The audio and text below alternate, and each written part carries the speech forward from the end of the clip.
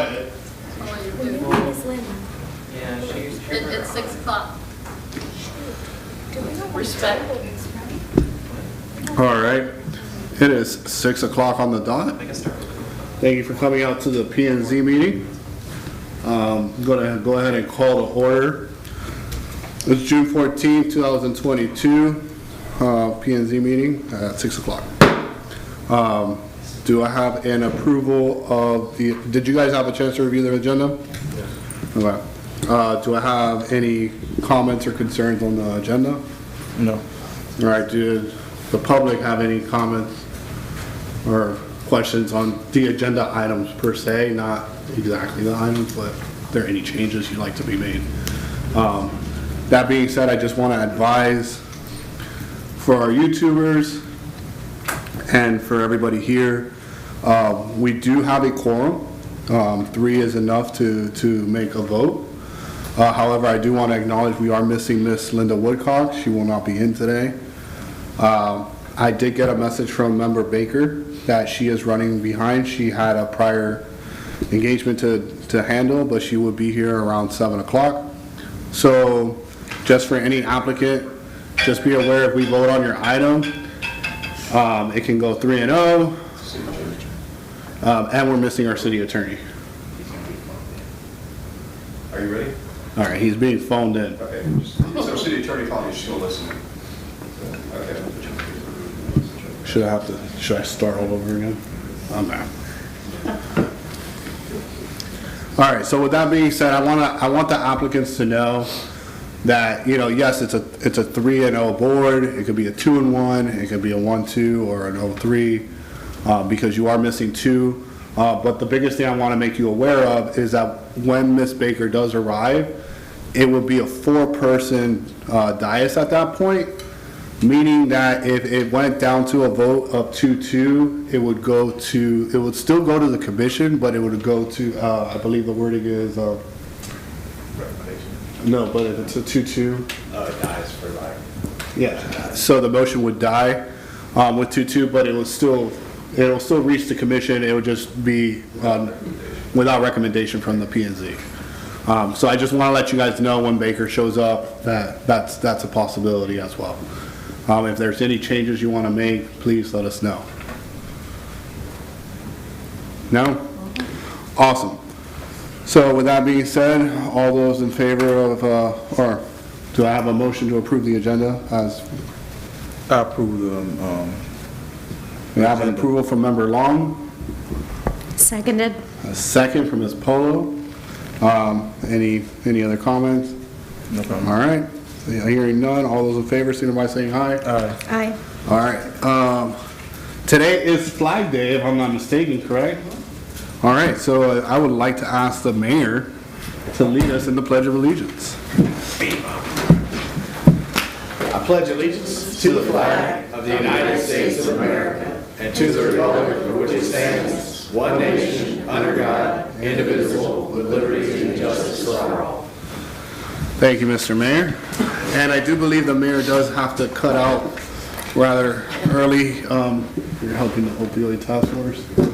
He is assisting the opioid task force in, is it Micanopy or Archer? Heading out to Micanopy to continue to spread the awareness of the opioid crisis in our county and our state. So please forgive Mr. Mayor Marlowe. He'll be leaving here shortly. I have a consent agenda, which is, we have the meeting minutes from May 2nd and as well as the meeting minutes from May 16th. Have you both reviewed it? Any changes, concerns, questions? Okay. I'll take an approval, motion to approve the consent agenda. I move to approve the consent agenda. All right. Seconded. And I got a second. So I got an approval from Member Long, a second from Ms. Polo. Any comments on the minutes? Any public comments on the minutes? Hearing none, all those in favor signify by saying aye. Aye. Aye.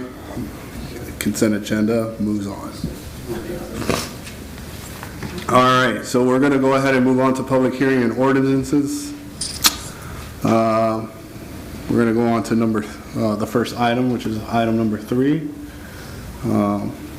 Well, it's labeled number 3, but it's the first item. It's a quasi judicial. Is it still? That's confirmed. Okay. So I'm not gonna get tired. Whoa! Oh man, really? So I gotta read this thing. Wow. Guys, you made it so easy for me. This is amazing. What? Thank Marlo? I did a little editing. Okay. So, guys, I got to read this into the file here. We're entering into a quasi-judicial procedure. This means that the commission will stop being a legislative body and will become a judicial board, which means that we will follow certain rules and adhere to different standard of decision-making. The primary rule we must follow concerning testimony and substantial and competent evidence standard must be met when judicial board makes a decision. This standard states the following. All public testimony will be taken under oath. Everyone testifying will be subject to cross-examination. All documents and exhibits shall be entered into evidence. The giving of an opinion testimony is limited to experts. Closing arguments will be limited to the evidence of record. Just to be a little bit more understanding of that is everybody, please, if you have a comment, but any kind of testimony or whatnot, one, you would have to be sworn in, but we ask that it be an expert testimony. We do respect opinions, but just like in a court of law, that's technically what judicial board is being. We have to look at evidence, and we have to make tough decisions based off of what evidence is presented to us. So now with that being said, I'll have, can I just read through this? The city attorney will read into the record the ordinance or resolution by title and number. If there's no ordinance or resolution, then the attorney will read the applicant's name, file number, and the subject matter to be decided. At this point, I'm going to ask the clerk or Janine to swear in any applicant, staff, and all participants requesting to speak. So anybody that wants to speak on any of the topics today. The first two. Or the first two, sorry. So if you want to speak on the proposed change in zoning near the Little Schoolhouse and the high school, otherwise known as proposed Moreland subdivision, or if you want to speak about the proposed Milam pet crematorium, then I will need to swear you in. So, raise your right hand. You can stand. Right, you can. Do you swear to tell the truth and the whole truth and nothing but the truth? Okay. Names from left to right? Brian Thomas. John Paul Perez. Elena Jackson. Stephen Tocqueville. Ashley Milam. Jack Jones. Gary Clemens. Robert Luskin. Thank you.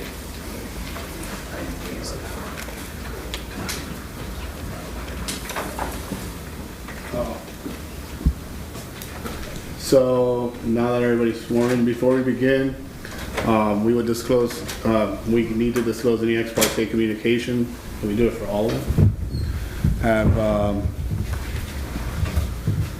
whether any member physically inspected the property, ex parte communications, and just for a definition, ex parte communications are any conversation or transmission of information that may have a bearing or influence on any of your decision making. So have you had any ex parte communication, Member Long? No? No, I have not. And then we'll explain the order of presentation, that way I don't have to explain it every time. I'm reading through this, guy, so we don't have to do this every single time this happens. The presentation will go as staff will give an overview, applicant will present their application, there's no time limit. Staff report and recommendation, there will be no time limit. Do we know there's a third-party intervener? So there's no third-party interveners. Then we'll go into public comments. Public comments will be limited to 3 minutes. This is before we ask any questions. The applicant may cross-examine, the party intervener may cross-examine, staff may cross-examine, and then members of the decision-making body through the chair may ask questions of staff, applicant, party interveners, or participants. Final argument may be made by the applicant, and then staff related solely to the evidence and testimony presented at the hearing and introduced into the record. And the city attorney will advise the decision-making body as to applicable law and factual findings that must be made to approve or deny the application. We'll deliberate on the application, and then after deliberation, a vote shall be taken to approve with conditions, continue, or deny the application. All right. The hard part's over, folks. Sorry. All right. I guess I'll have the attorney read into, or city staff, read into the record, please.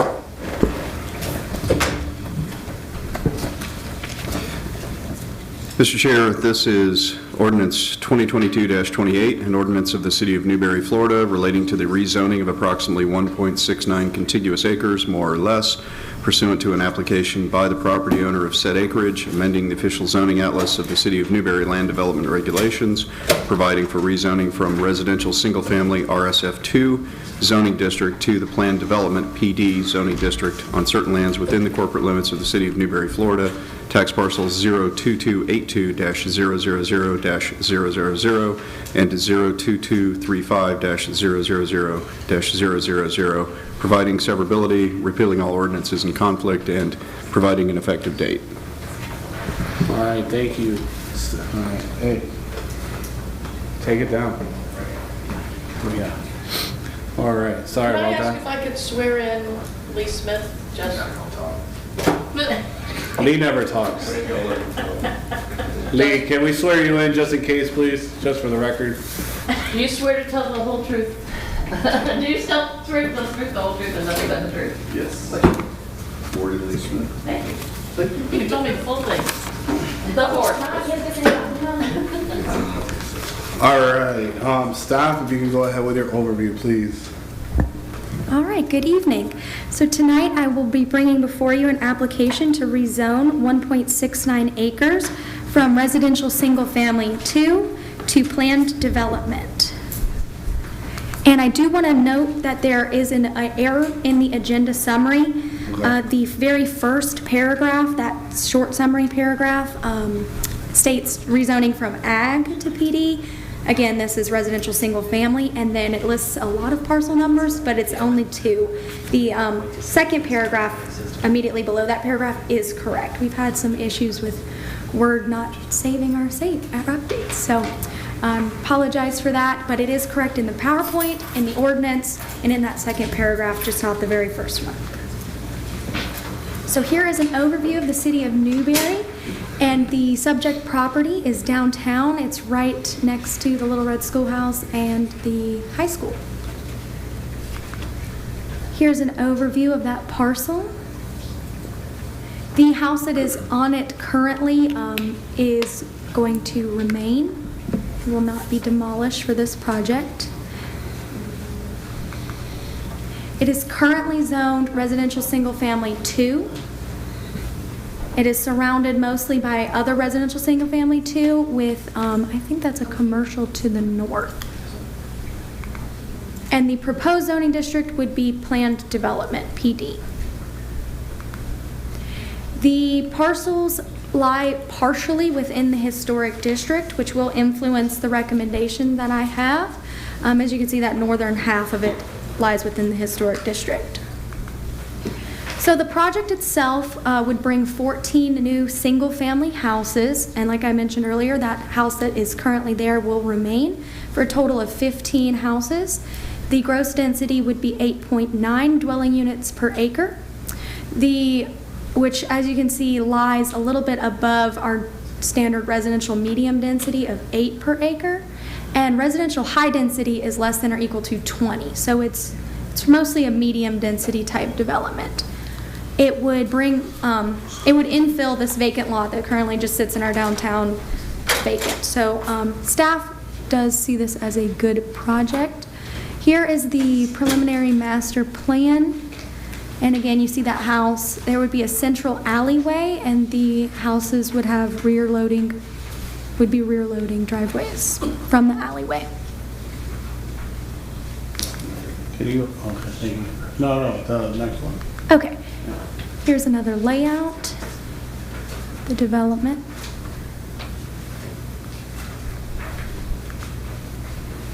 This is the overview of what planned developments are.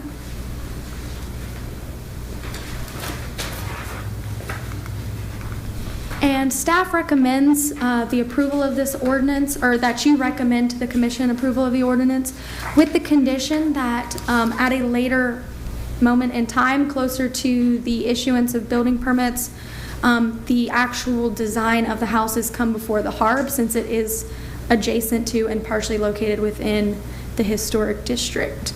But this would get the project rolling, get the infrastructure allowed. This is the rezoning portion of that. So wouldn't want to hold this up at this stage with a HARB issue, but at a later date, bringing this before them. And that's it. And the applicant is here, and he also has prepared a presentation. All right, thank you, Steph.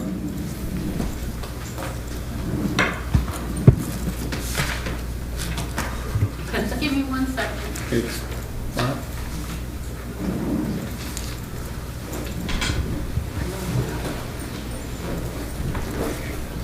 Are you guys ready, or? No, it's, Oh, okay. No, just let me know when you're ready. sorry, the presentation has disappeared. Is it?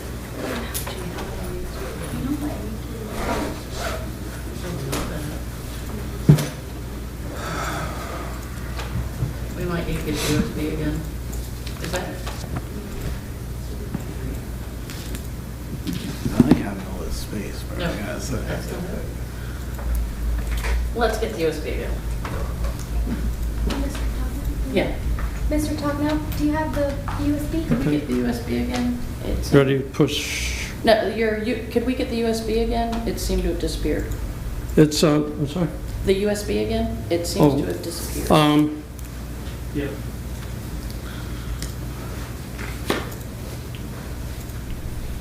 Our computer seems to be eating presentations later. And I came over at 2 o'clock, set everything up, left at 3, it was all fine. Came back, both computers had crashed. Ghosts. This isn't in the presentation, so I just want to introduce myself. I'm Stephen Tocknell. I'm a transportation planner, planning consultant, and agent for the applicant. The applicant is here, Lee Smith, and Moreland Properties Incorporated. And I want to thank the staff, Brian and Alana and Janine. I didn't work with John Paul, but I thank him too. This is I'll tell you that you have a wonderful staff, and Brian was very helpful, and I appreciate all of his help. Chris Camir is the engineer for this project, and unfortunately, he's representing another applicant at Alachua County, and I guess he drew the short straw, because I think I'd rather be here than there. But he was hoping to come in if he got out early from the other one, but he just texted me and it's running long. I really don't have a lot to add to the staff presentation, and I'll be very brief. I just want to talk about how excited I am to be a part of this project. I think this could be a real game changer in terms of infill development and the rebirth of the historic Newberry. This is a new development pattern for downtown Newberry, which is in the historic district, the Main Street EDA. This is a pedestrian scale infill development. We have good tree cover, which we're going to maintain. We will provide sidewalks in accordance with the part of your LDR that requires sidewalks, and that will mean that we will add sidewalks across the top of this development on First. And there's an existing sidewalk on the south end of the development, and there are sidewalks across from the development on the 257th and 258th. So just quickly summarizing what the request is for these two parcels, 2282 and 2235, 15 total dwelling units, 1 existing, 14 new, which comes to 9 dwelling units per acre. It's residential single family, and There's a PD open space requirement that's been waived due to site constraints. This is not the scale of PDs that you're normally dealing with, and that's why a 10% open space requirement is requested, a variance requested as a part of this request to the to you all and to the commission. This is shows you where the tree cover is, and you can see that it most of the existing tree cover is along the streets. So we want to keep that. Those are really great specimen trees. This shows you the sidewalk on 258th Street across from the development. And 257, same thing across from the development. This is the master subdivision plan, which I suppose you have a copy of in front of you. I just wanted to put it up there for discussion. And thank you. So I'd be happy to answer questions, respond to any concerns. The owner's here if you have any questions that require a commitment from the owner. And like I said, Chris would be here, and he's played an important role in this, but I'm covering for him, and I'll do the best I can. Thank you. Thank you. Should I stay at the podium? No, at this moment, we'll have any public comments on this, and then once that's done, you can cross-examine any of those questions that you might have, and then from there, we'll bring you back up if we have any further questions. Thank you. Thank you, Stephen. Appreciate that. All right, so now, since there is no, since the applicant presented staff report and recommendations, you've already given us that, but it's up on the screen, or was up, or now it is again. The staff recommends that the Planning and Zoning Board recommend to the City Commission approval of the ordinance. All right, so with that being said, public comments are limited to 3 minutes, so if you're here to speak on the item, now's your chance. All I ask is that you state your name when you get to the podium. Not everybody jump at the same time, please. Slow down. All right. Yes. Here I come. 3 minutes is a short time. My name's Robert Lesney. I'm from beautiful Archer, Florida. I own the home next door where they showed the sidewalk. I have questions, which I don't know if I'm allowed to ask, Mr. Chairman. Yeah, we can go ahead. You can ask questions, but as far as answering them or anything like that, it's not a cross-examination. You're pretty much just bringing it to the end. I understand. Pardon me, it's kind of interesting that the city has recommendation on to this, and I don't stay in Newberry, and I'm a little bit out of the news here, so I don't know if this is something that you're aiming toward, is to do all the infill on the lots, or if this is a new thing to the city of Newberry. The applicant has some of his stuff's in writing, not exactly like what his presentation was. Some of the things I'm against, somebody before us has determined the amount of public space that'll be allowed for subdivisions, so I'm not against, I'm against, changing the regulations for one particular development. The other thing, he talks about saving the trees. There won't be any trees. His presentation calls for 0 feet setbacks. So I said, 0 feet on 3 sides, and apparently a small backyard. So I'm kind of here just to tell you, I'm new to this. I've only found this about a week ago when I got my notice. I know it looks like everybody else had a lot more time to work on it. If anything, it just seems like a lot of homes on a small piece of property. So kind of my other question might be, what are they going to do for parking for the coffee shop? So we're already short of parking, and now you're going to have 14 more homes come in. All right, so say what is the zone for presently? How many homes per acre? 8.9, and they're asking for. It's 4. Oh, it's 4. It's 4 per acre. So, and how many acres is it? 1.69. Okay. And they allow, and presently for 4. For 4. That's a pretty fitting into the neighborhood. One home being there, that would allow 5 more homes. So that would be maybe quarter-acre lots. That's, to me, would seem to be more reasonable, but I'm not the people sitting on the dais. Okay. Like I say, I've owned a home next door for 20 years. It's a nice neighborhood. Everybody knows it's a nice, walkable neighborhood. If you live there, you have to be a Newberry football fan. So, all right, thank you for your consideration. Thank you, sir. Do we have any other public comments?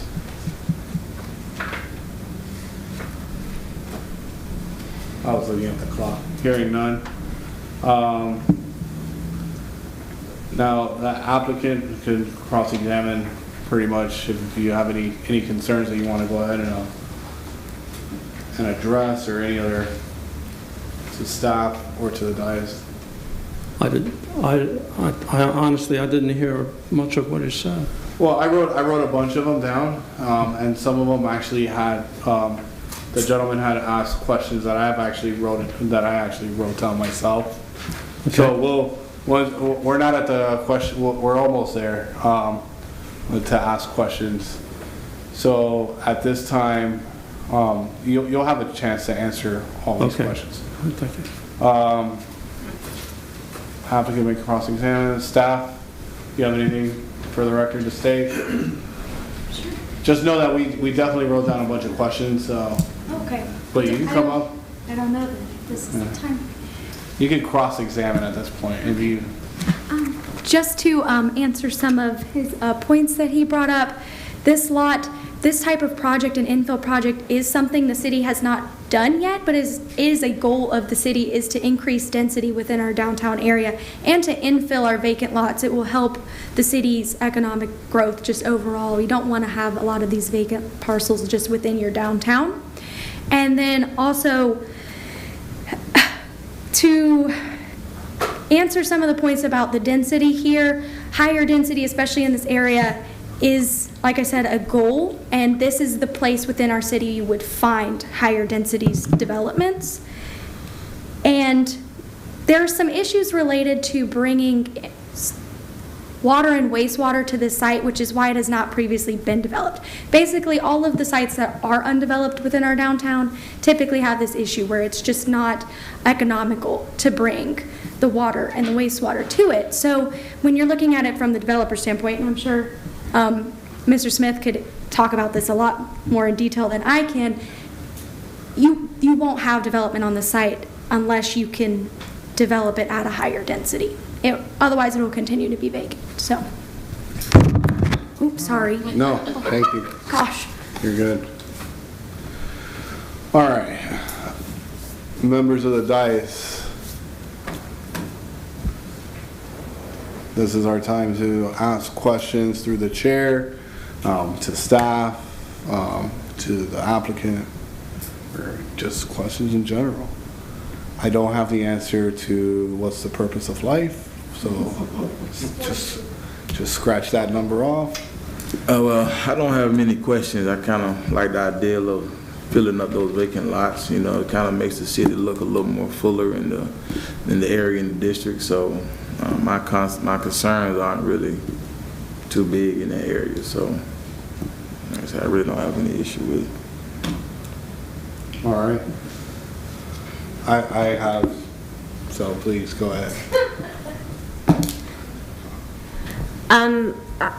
Well, I can appreciate the infill and beautifying and creating more economic density. I think that my concerns are the increase in traffic in the area and how that's going to be assuaged.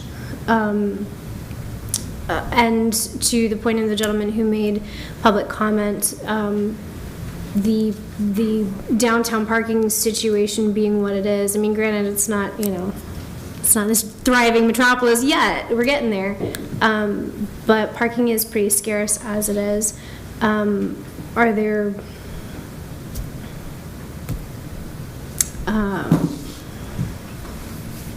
no, I don't know how to phrase that correctly. I do like the idea of it not being a vacant lot that, trash gets thrown into.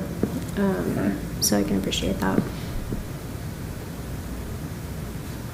But yeah, so my only concerns are what are the ramifications as far as traffic is concerned. All right. Thank you, Ms. Polo. Is that it for your, okay. All right, so I do have a few questions here.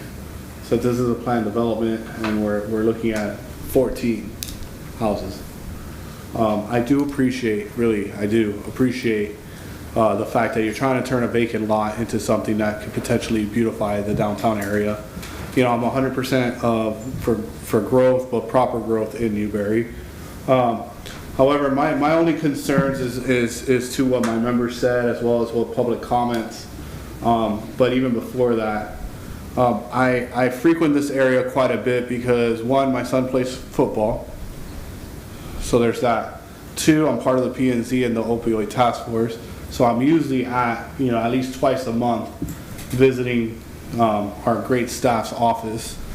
So I do witness the traffic in this area, even though it's at the moments that I'm there might not be very high.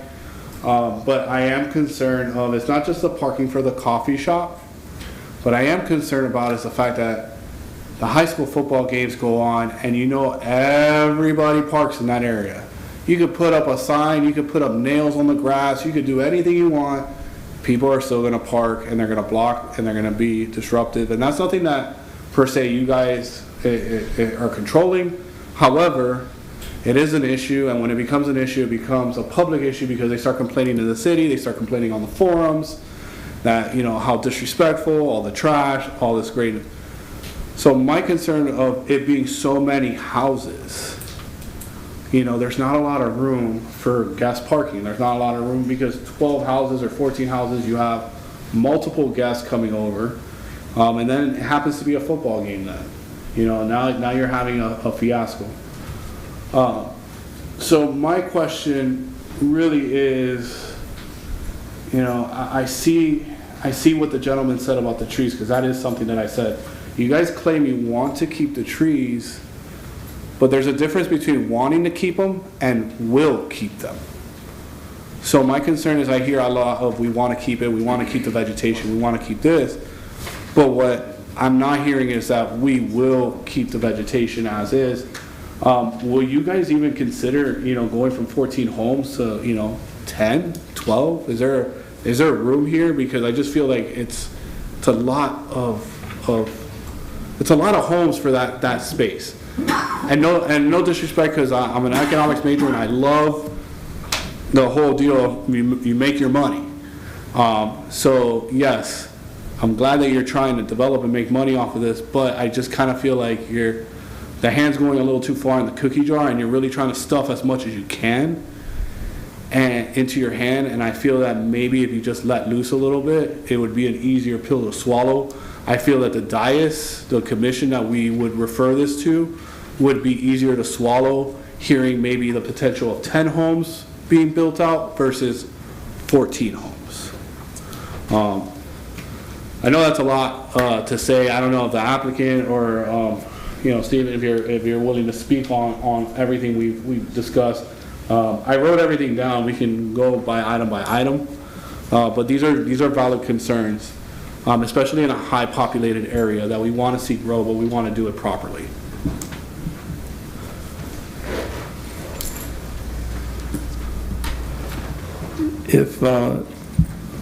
If it pleases the board,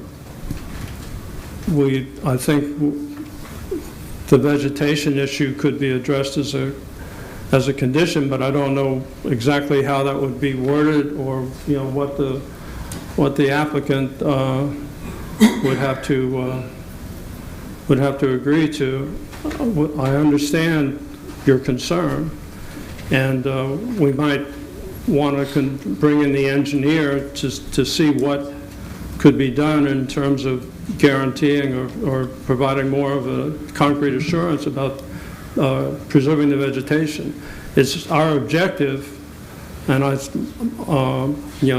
a consultant and as the engineer, as the planner, to keep those trees in place, and we have the opportunity to do that. I haven't talked about the alley, but because the utilities are going to be coming through the alley behind each of the lots, then there's less need to disturb the street frontage in order to provide utilities or anything like that. And that's more of an opportunity to keep the trees because the utilities are coming through an alley. And as far as the alley itself goes, there's a benefit to that in terms of restricting traffic on the existing streets because the traffic in and out of this development is going to come through an alley that is not there now. So it will accommodate additional traffic just by the virtue of it adding a street to the downtown fabric. The streets themselves are lightly traveled, so I don't see that as traffic as a serious issue. But in terms of added traffic, we're going to add a road. So, I think we more than compensate for the whatever the impact of the traffic on 14 or 15 houses might be. As far as people using that lot to park, well, this is private property. I mean, it's not a parking facility, and it belongs to the owner, and he has a right to develop his property in some way, shape, or fashion, and not, volunteer the use of the land when there's overflow parking at a sporting event. Access to the high school, I don't think is going to be impeded by this development because, like I pointed out, we're adding an alley to the road network. And we're not putting any driveways on the 57th or 58th streets. So it's about as benign as it could be in terms of the kind of impacts that you're talking about. And if it pleases the board, we would like to get this a favorable recommendation tonight, and then at the next stage of the approval, when it goes to the City Commission, we can talk more about what could be done to assure the preservation of the vegetation. Oh, thank you, Stephen. I think we're kind of missing the marks here.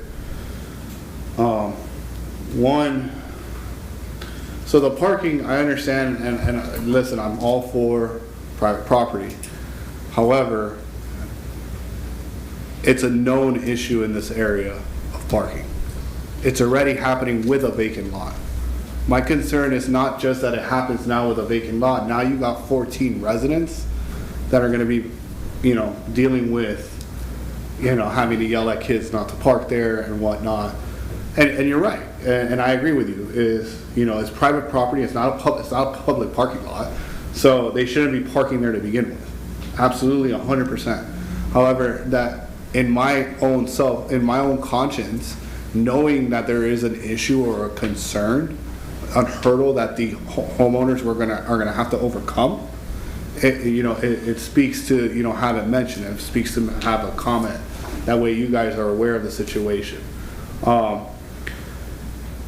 As far as traffic, I'm going to let you know right now that, I don't know if you've seen 15th Avenue when high school and middle school lets out, but it's highway to the danger zone. I mean, kids are hauling butt, going through every avenue, cutting through every street. I mean, we were in high school, we drove the way, high schoolers did. Except for Miss Polo. She was always perfect. But traffic, there's just a concern with the amount of density. We can keep going into the details of this, but my biggest concern is just the amount of houses in the small area. So even if you put rails across and there's no parking signs, fine.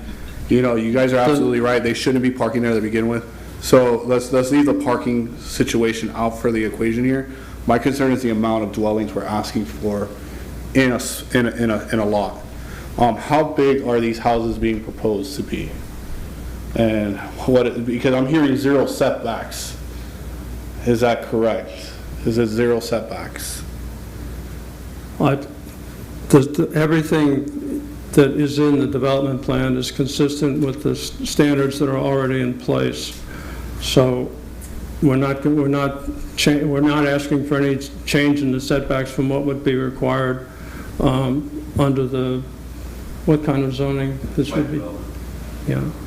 So it's not a difference. Because the alleys provides primary access, we're able to move the houses, back about pretty far from the streets. I don't understand why setbacks would be an issue.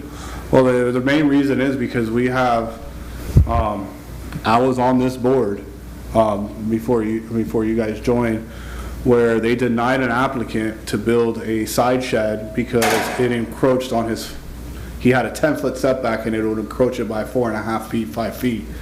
So when I hear setbacks and I see, like, I live in a lot that's 5-foot setbacks. I believe mine's is planned development. So I'm kind of concerned how we got to 0 setbacks when we made special exceptions for Oakview Village, where I live, to be 5-foot setbacks. Is this a special exception that we're making for 0? Why was a special exception made for 5, 10, and et cetera? The zoning plan says that development standards will be consistent the development will be consistent with the standards that you already have in place. We're not asking for any variances or changes in relation to your existing setback requirements. Mr. Chair, if I may, Mr. Tocknell is correct. In a planned development, you can have up to a 0 lot line setback. That doesn't mean that the houses are going to be touching or are on each of them on the property line. There's still a 10-foot separation requirement for fire safety code and that kind of thing. So, but the 0 setback allows for movement within that sphere, as long as the residences are at least 10 feet apart. If I can give a little bit of historical context on this particular lot, we have been working with Mr. Smith for a number of years to try to find ways to help actually develop this lot, because the city does have a overall goal of increasing density in the downtown area, because the higher density you have in the downtown area, the more residents you have to support downtown businesses, and it's kind of a self-feeding kind of situation. Low density downtown, you have failing businesses. High density downtown, you generally have successful businesses. But beyond that as well, the provision in our code, in the planned development code, which allows for this higher density in this particular instance, is that the fact that it's in the historic district, there's an exception in our code that allows for the higher density without having to change future land use to a higher density. It allows it within the existing future land use category. And so that is the primary indication that it's the policy of the city to increase or to encourage higher density infill where possible. And so, given that the overall policy is to increase density downtown, like I said, we've been working with Mr. Smith for a number of years to try to figure out how to make that financially feasible. This particular parcel, back in the 1970s, when water and sewer lines were run, the sewer lines were not run north and south on 257th to 258th Street. We don't know why. That's just the grid layout that they put the water and sewer system in at that time did not include the provision for that. And so, had there been water and sewer lines, it probably would have developed out to be a more typical quarter-acre-ish type of development. But the fact that it's not, as Ms. Jackson alluded to, the vacant lots we have in downtown Newberry now are vacant for a reason. The reason is they don't have water and sewer availability, or they don't have cost-effective water and sewer availability. We have some instances where it's $50,000 to serve one lot. It's just not feasible. You could never build a house generally in the area where this is located at that price point to provide wastewater service for that. And so this provision allows for the higher density, then makes it financially feasible to actually bring water and sewer to all of these lots. As you mentioned, down the center alleyway reduces the cost. It's still very expensive, but when you take that expense and you divide it out over multiple units, it dilutes the cost. And so the more units, the more dilution, the more affordable it becomes. Right. Without that, it basically is likely to stay vacant because you're not even covering the cost to develop the lots, let alone then make a little bit on top of it. And so that's why staff's opinion on this is that recommendation for approval, because we've got, the market has grown to the point where the market price point supports at what they're suggesting enough to make a little bit of money over and above what the cost of the development of the lots is going to be. So it's that's kind of the background, the context, historical context of the lot. Staff does believe that they need to be basically probably right where they're at to make it financially feasible to work. Right. Yeah, I'd just like to add that this is an opportunity for Newberry that's been long sought, as you know, my understanding from talking to Brian, and we were very proud to be contributed to the objectives of the Newberry's comprehensive plan with respect to the downtown and the historic area, and we feel that this development could be the first step in the revitalization or the rebirth of Newberry as a vibrant, pedestrian-oriented community. And most of my professional experience is in terms of what do you call it, traffic mitigation. And if you look at how many square feet it takes for a car and how many pedestrians could fit just where the car is standing still, you've got a multiplier of about 10 in terms of the capacity to handle people if they're walking versus if they're sitting in a car. Because you can probably stand 10 people in the footprint that a car takes up. So the more people you can get to walk, the less of a problem you have with traffic, the more development you have downtown, the more business you have downtown, the more vibrant your downtown is. And when you put in density creates opportunities for walkability. And walkability is what the comp plan is trying to achieve. And this development promotes that.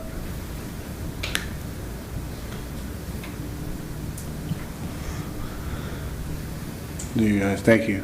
You guys have any comments, anything to say on this? Well, like I said, I agree with their statement about giving the city and downtown access for people to make the businesses downtown more vibrant by having more residents there. So, and the parking incident, I know exactly what you're talking about because I park sometime with a golf cart over in that area right along the fence line, and it does get pretty bad over there in big games. So that could be an issue for the new residents in that area, but that's not their concern. I mean, there's no parking there. They can't park there, so they have to go somewhere else. So in my opinion, it really is not a big issue to not do something. If the vegetation can be there, like you said, then like I said, that would make a lot more sense. And then the feasible access to the wastewater, if you got to have the amount of homes to make it more feasible, then that's what you need. So, I mean, I have no other concerns with it. I do want to express my gratitude to Mr. Lee on this. Because, I mean, you are always looking out for, you know, trying to bring in the best interest to the city. And like Member Long said, you know, this helps bring, you know, that wastewater. It helps spread out the infrastructure a little bit to allow, you know, updates to, you know, the sewer lines that are already there, and then potential residents later on that will flourish from the development you're trying to make. So I always want to just express my gratitude for extending your help to our city. Ms. Polo. Thank you, Mr. Chair. while I do recognize that walkability is great, I walk from my house around town every weekend and do everything I can to support the local economy. If we're talking about drawing people in from outlying areas to this flourishing community, to encourage them to spend their money here as well, and they have nowhere to park, that was what my concern was as far as parking is concerned. If you've got 14 houses, that's 28 cars, right? 28 extra cars that are emptying out. I just want you to know where I was coming from with that traffic. I recognize that alley creates ingress and egress to the homes, but then they have to turn out and go to the four-way stops all the way around them, which can be cumbersome. Yeah. So that's where my point of concern with that is. I also, as much as I love a walkable downtown, and I do, and I want to see that, I really, really do. If you want to go buy a piece of furniture at Sycamore Lane, you can't walk it back to your house. You know, having somewhere close by. Those were where my concerns. I recognize that this is an opportunity to create more economic development in the city, and I think that's great. I think I was a little overwhelmed by the idea of 14 houses in an acre and a half, basically. So. Well, I mean, to get people to walk, there have to be other people around. I mean, that's part of it. And to get other people around, you need a certain amount of density. And the density is also, you know, critical in terms of, what, as Brian discussed, you need that many units to pay for the utilities to come in and have it, you know, divided by, cut down into a reasonable cost per unit. So it's kind of a win-win there. But the main problem with traffic, and I told the mayor before the meeting started, if you get me started talking about traffic, I could take all night. But the main thing with traffic is sprawl. I mean, if you have to get in your car and drive for every single thing you need, and you have to drive maybe 4 or 5 miles or 20 miles to Gainesville or 30 miles, that's where your traffic comes, that's where your sprawl comes from. I've worked in Jacksonville Beach, and there's one quadrant in Jacksonville Beach where everything is close together. And if you take a congestion map and lay it over those 4 quadrants, you have congestion in 3 out of 4 quadrants in Jacksonville Beach. Where the houses are close together, you do not have congestion because you don't need to drive for every single thing that you have to do. And it's really, I mean, from my standpoint, it's a simple solution to a problem that people complain about probably more than anything, is to get places where people can walk. And if they can walk to a restaurant, if they can walk to a store, no. I mean, but how many times do you buy furniture? The last time I bought furniture, it came in a truck and the guy unloaded it. So, I mean, that really wasn't a problem for us. And on the other hand, where I live, you can walk to, you know, maybe 5 of the 10 best restaurants in Jacksonville. And my family walks there all the time. And that value of the house is much greater because we can walk. So in terms of tax base and, you know, benefits, it's a win. It's definitely a win. That's why your comp plan recommends it. Thank you. Mr. Chair, I have one other question, and I believe this will be for staff. If this ordinance if we change the density on this property, right, change the ordinance for this one, what is the future ramifications of that? Granted, I know building on all the other empty lots, and please pardon me with this too, since I'm new with this. If there's an older house on an acre lot, and the owner of that house passes, the family decides to sell it, somebody wants to come in and develop it, tear it down, and build 14 more houses on that, is that something that we see changing the face of downtown? I'll do this. Well, No problem, no problem. This particular instance is based on a section in our code that, like I said, it allows for a higher density based on the fact that you can do a planned development which allows higher density within the historic district and the downtown core. So this particular method wouldn't necessarily be appropriate for other cases outside of this, if it's outside the historic district. The city is working on, and you reviewed the overlay district that we've been working on as far as the standards for development along the corridors. We have a similar concept that we've been working on that would be as some type of overlay district that would, it would basically be over the downtown core area that would open up some more opportunities for higher density, again, with the main goal of increasing overall density in the downtown core. We're not there yet, we haven't drafted it up yet, but that's the concept that we've been working on. And so, under certain circumstances, it might meet our code right now like this one does. Under other circumstances, it might not yet until we've established some sort of overlay district that encourages higher density.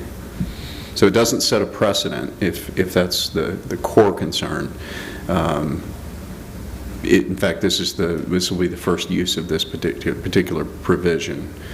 And I will say, there was a mention by our gentleman that made the public comment about waiving the requirement for a 10% open space.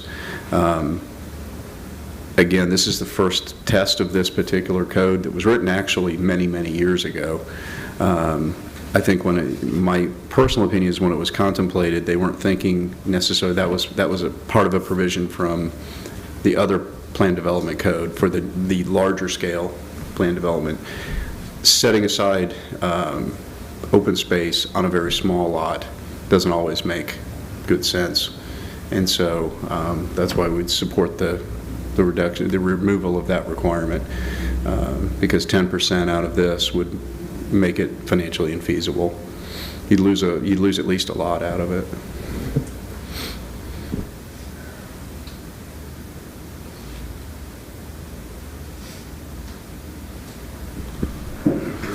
So I'm just looking at a map and I'm comparing, like, once again, the closest thing I can compare to how tight it is Oakview Village. The main difference that I see obviously is, which I do love that style of housing where there's an alleyway in the back and that's usually the garage area, and then the front is Tioga has a lot of that happening recently where they have a back alley that you park in, and driveway is kind of like just more of a visual thing than actually being utilized as a driveway. What was the number of, what's the size of each unit? Not the square footage of the homes per se, but what's the square footage of the lots for each lot size that we're talking about here? Is it like 10,000 square feet? Is it 8,000 square feet? Is it 12,000 square feet each lot? Because I know the first one is not going to be touched, but I'm trying to find that number. 2,500. The lot size is 2,500? Is that what I just heard? 2,500 square feet. Is the lot size? That's the lot size, yeah. It's 30 feet by whatever it comes up to, 80, I guess. And basically, it's a 30-foot front lot. And they're going to be two-story homes, is that correct? I'm sorry? Two-story homes? Two-bedroom. Two-bedroom, two-story homes? These would be, I think they'd be two-story, but I'm not sure. Okay, so 2 stories, they're looking at 2 bedrooms. So your equation is pretty much accurate as far as the parking. On average, one and a half cars per house. We always say half a car. We gotta say there's half a car. Because we can't really say it's 2 cars per household. All right. So at this point, do we have any other questions for staff or the applicant? Okay. All right, final arguments may be made by staff and the applicant. Any final arguments, anything else you want to say for the record? I'm sorry, what was the question? We're at final arguments now. We don't have any other questions for staff, so I didn't know if you had anything else to, like conclusion-wise, anything? Just ask for your consideration, and thank you for your deliberations on this, and I would commend this development. It's what the comp plan is aiming for, and we feel like we're taking the first step in the direction that the city wants. Thank you. All right, at this point, I'll ask this. John Paul. Oh, John Paul. Yes. Sorry. No, please, come on. Jump in real quick. So if the board is feeling like this application would not pass tonight, I would highly recommend that the board encourage the applicant to request a continuance. If the board does deny this application tonight, for 12 months, they would not be able to come back with a remarkably similar application. And so if it is going to be denied tonight, I would just encourage that conversation to occur before a vote is taken or a motion is made. Okay, thank you. Thank you. Yes. Just on behalf of the applicant, I would echo what John Paul said. We would prefer a continuance. Okay. 12 months? No, that's why they're asking. In 12 months, it won't happen. No. Just to let you know. No, Mr. Coleman. The way it would work, if we ask for a continuance, am I correct, we would be on the calendar for the next meeting versus if we deny the motion completely, it has the potential of not being on the calendar for 12 months. So they're asking for consideration that if there is once we deliberate, if there is a denial, or looks like we're going to deny it, that we continue it. Sorry, I didn't mean to get out of quasi there. So with that, is there any other final argument?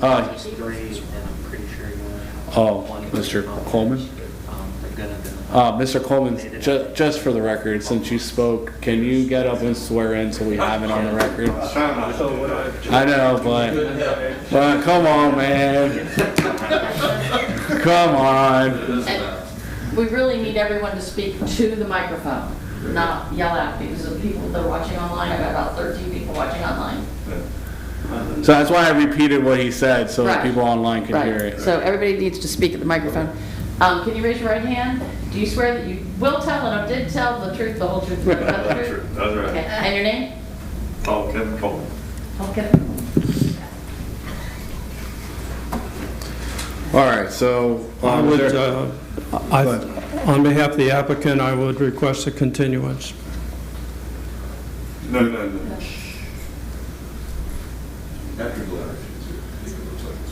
Oh, okay. After I was like, is that really okay? All right. So with that being said, is the city attorney online? Can you advise the decision-making body board? Yes, Mr. Chair, competent and substantial evidence. Thank you. All right. At this point, we'll deliberate.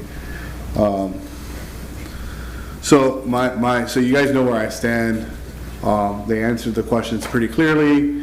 To the point, we figured out that's not one-story homes; these are a little bit bigger. My concern was, the square footage of a home. How big is this going to be? Is this going to be another one that's like a 5-foot by 10-foot room, and smash it all in? It seems like this is going to be nicely done, similar to the way Tioga is done in their high-density area. And in all honesty, and let the record know that this is part of our vision as Newberry, is the center of Newberry as close as you can to the downtown, and you really don't get any closer than this. Be very high density. This is where we want the homes to really be. I don't want to say smashed in together because it's not really a nice word to say, but I kind of feel like this is where you want to put as many homes that people can walk, like they stated. And then as we sprawl out and further out, that's where we ask for the 1, 2, 3 acre lot sizes. So I don't feel like a necessity of like, I want 1 house per acre on this lot. But I do want to say that the vegetation is a big deal. Sierra, if you can let Linda know that what I'm about to say, I want to save as many trees as I possibly can. I'm not trying to be a tree hugger, but in respects to Miss Linda, that is part of the Newberry Garden Club, we try to preserve as many of what we can. The last thing I want to see is these homes just be homes and there's no trees, and definitely not just having a palm tree count as a tree, even though I'm for palm trees and she hates them. But out of respect to Linda, I will bring her spirit into light here. I'm kind of leaning towards a motion here of approval with the condition of, the engineers look at the vegetation and see to keep as much shading and as much vegetation around the neighborhood as possible. We can add another one.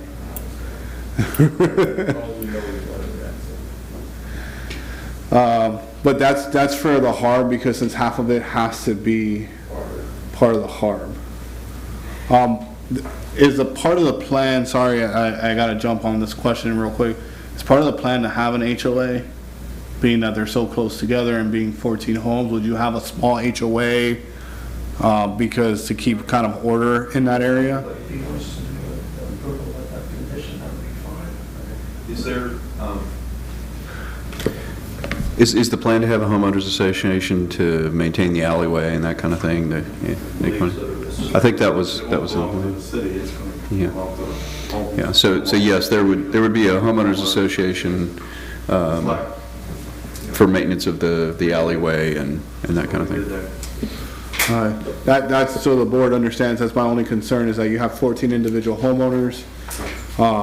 If there's no kind of structure as an HOA, things can go pretty crazy pretty quickly. Yeah. So my sway here, and you guys speak to it some more, but I'm leaning more towards the okay, as long as the vegetation is part of the conditions. Well, I didn't know if you guys had any other questions or deliberations between us. Okay. So if we're okay here, I would like to go ahead and put on the record a motion to approve, to recommend to the city commission approval of ordinance. I mean, a motion to approve would be great. I mean, I'm not standing in the way of a motion to approve. I just wanted a motion to deny. I appreciate the excitement, but I'm reading off of the staff recommendations. So for the record, motion to approve of ordinance 2022-28 with the condition that the building evaluations be approved by the HARB before issuance of building permits, and that also the condition of the engineers looking at the vegetation and preserving as much of the local trees as much as possible. So that's my motion. I second that motion. I had a second from Member Long. All right, is there any comments, Ms. Polo, from that? All right, is there any public comments on that motion? I'm sorry, if you give me one last. Yes. Yeah, at this point, you can have public comment on that motion, yes. I'm so sorry. On the motion, yes. On the motion. Point of order, is there a request by the applicant for a continuance? No, he's saying that if he would prefer a continuance. This is not me. He moved for a continuance. He didn't, so let the record state, sir, what was happening was a clarification of the continuance, of what is a continuance and what would happen if there is a denial. Okay. And he said that he would prefer to have a continuance. Okay. Can I have a head nod from the applicant if that is correct, or am I incorrect? Yes. Okay. Yeah, let the record show that that's what was happening I got there. lost. Do they have a continuance, or you're? No, they wanted clarification on the continuance, that if it was to get denied, that they would prefer to have a continuance versus a denial. Now I understand. Okay, all right. If I have any more rebuttal, the only thing that I'd say is what the commissioner said, they're not adding a road, they're adding a cul-de-sac. So the density is high here, I just don't see it here. The sewer is there, even if it's not coming in the right way. I don't understand. The dynamics are different. They're rapidly changing. The malls are closing. The businesses aren't here. I respect what you said about walking and going to the furniture store. My wife and I walk all the time, but you can only walk so far. People are going to have the cars. So again, I'd ask you for the density. Thank you for your time. Thank you. Thank you. Is there any other public comments on the motion? For the record, when will this go before the commission? It's on your agenda. That's what I was trying to look at. 6/27. First reading. All right, this motion, if approved, will go to the dais on 6/27. All right, is there any other public comments? All right, all those in favor signify by saying aye. Aye. Motion passes unanimous, 3-0.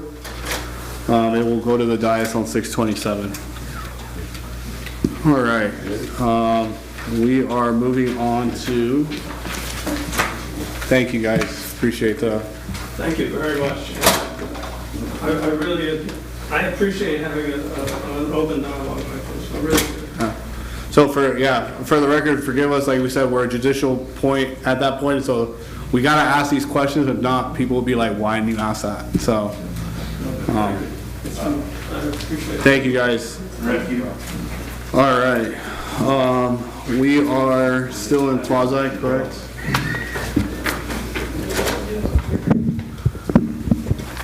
All right, that being said, public hearing for applicant for the site development plan of a 720 square foot pet cemetery, crematorium, not cemetery, building. Can I have city staff, can you read into the record the ordinance? Yes, Mr. Chair.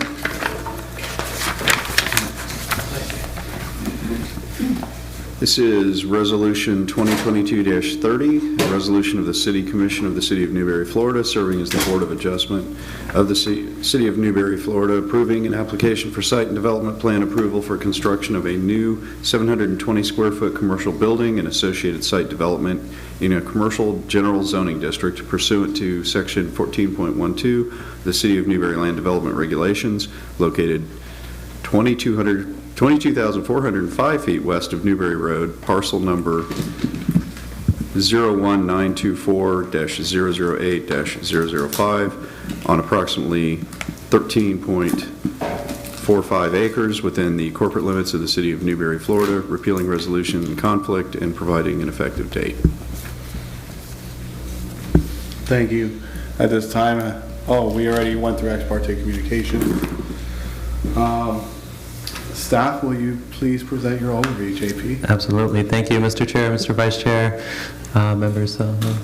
My name is John Paul Perez with the Planning and Economic Development Department. The request before you is for a 720 square foot pre-engineered metal building that will be located adjacent to a funeral home. It's for a pet crematorium use.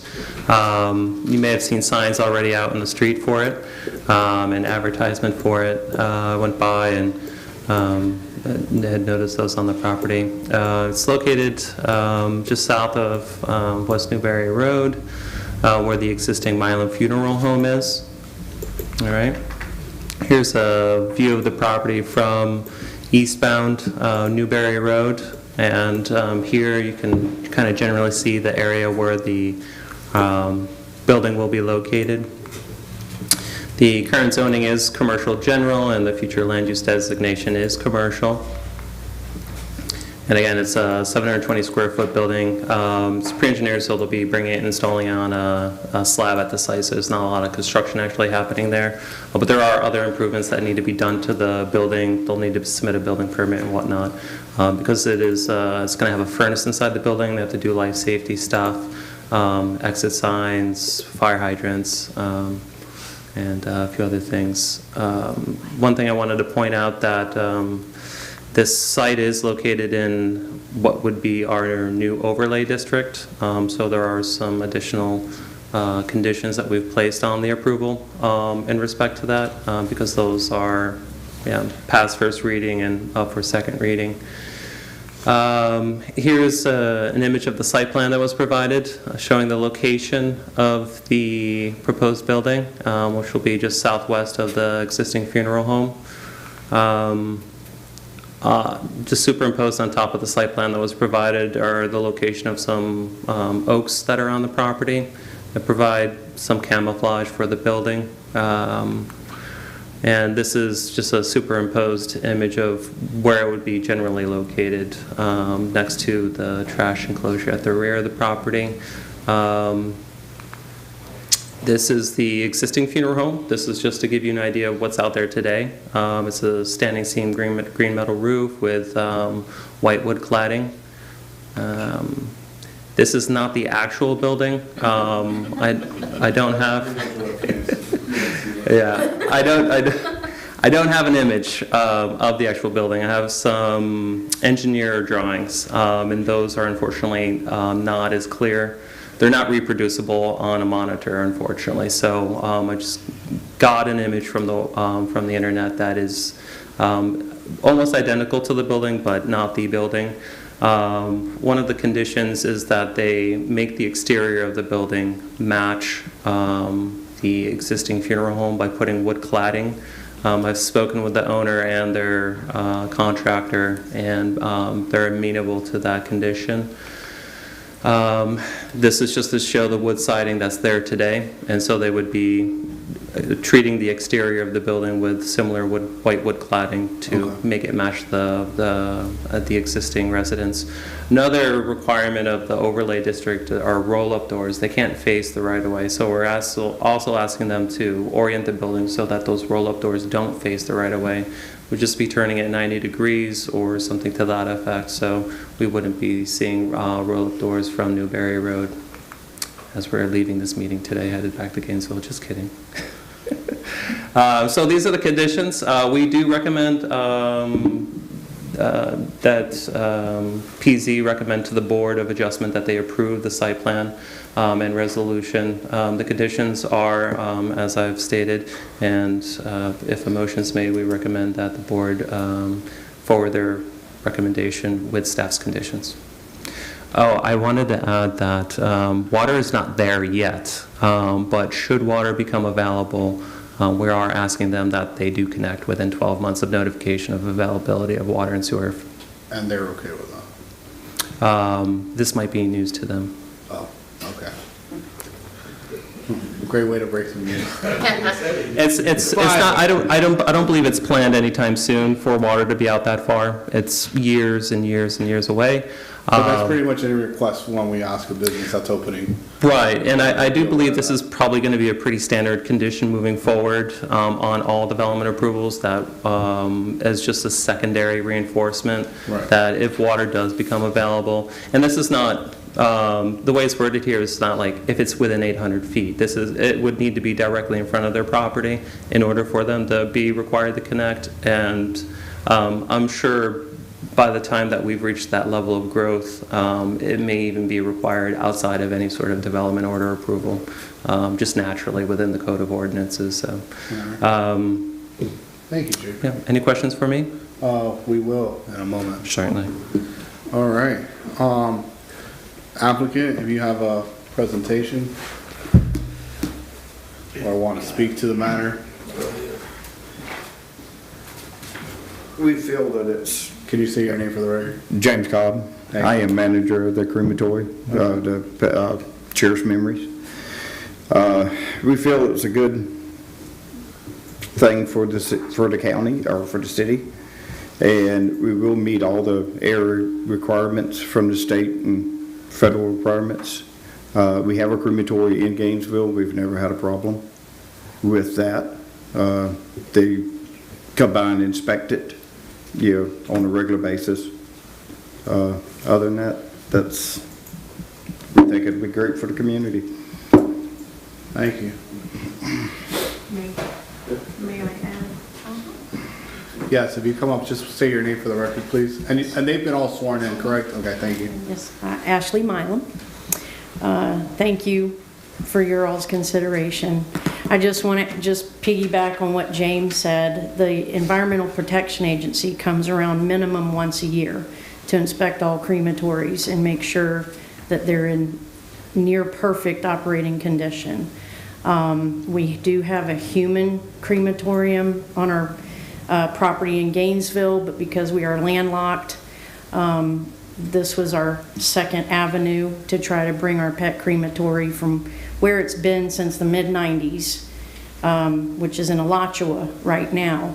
We would like to bring it home so that we can actually man it, watch it, because James and his mother Irma Cobb and his son Anthony Cobb are there on a daily basis.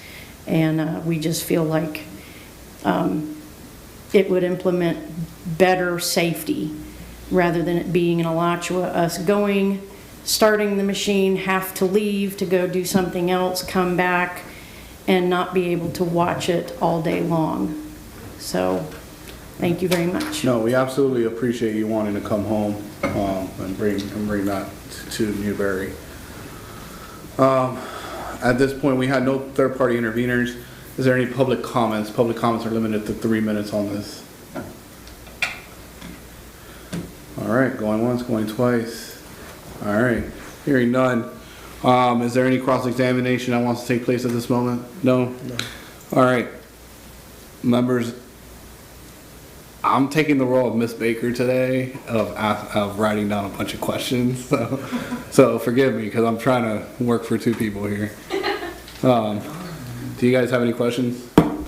I really don't have any question. I think it's beneficial to the business to have pet cemetery cremation there, so it makes a lot of sense for them. I don't see any imposing issue that would cause the city or anybody close to them, so yeah, I don't think I have any other issue with it. Ms. Paula? I have no concerns with it. I think it'll be a great idea to get that done. I like the orientation of the building and continuing the integrity of the design that you already have out there. I think that'll be great. I hope that you've already ordered your metal building because that takes a long time. So those are all my comments, Mr. Chair. All right. So I just had some general comments here. I do appreciate, thank you staff for working hard and getting this squared away. And also thank you for the previous one too. I forgot to thank you on that one. I know that took some work and some research. Well, on this one for the applicant, maybe you can help answer these questions. So I know this is for animals, correct? Yes. Okay. With that being said, is there a goal to bring an actual regular, like the crematorium for the funeral home here? Or is this just going to be strictly animal? Is there a potential, in other words, is there potential for this to spread into something like bigger that you're trying to do, or is it just animals? Just strictly the animals. Okay. Yeah. Okay. Unless y'all want us to try to bring the human crematory here. Well, I honestly didn't, like, I know there's obviously the differences, but I just didn't know what those differences and what those entail. That you could just be like, oh, well, all we got to do is get a permit. We already have the crematorium. We can, you know. So with that being said, you pretty much answered the question of originally, I was wondering if there was already a crematorium there present, but there's not. It's the one in Gainesville, and this would just be the animal one. Right. Okay. All right. With that being said, final arguments. Okay. I wrote all your conditions down, JP. Just for the record, the applicant was made aware just now about the water conditions, but I believe that it's already in place for the funeral home as it stands as a business, or is this now something that would be added because of the fact that they're adding something new? Mr. Chair, it's in our standard land development regulations that when water and sewer reach the point where they're within 200 feet of an existing business or home, they have to connect within 12 months once notified by the city. Okay, so it's, all right, that was my only thing. This would not be a new condition, it's just pointing out a condition of the LDRs. Thank you.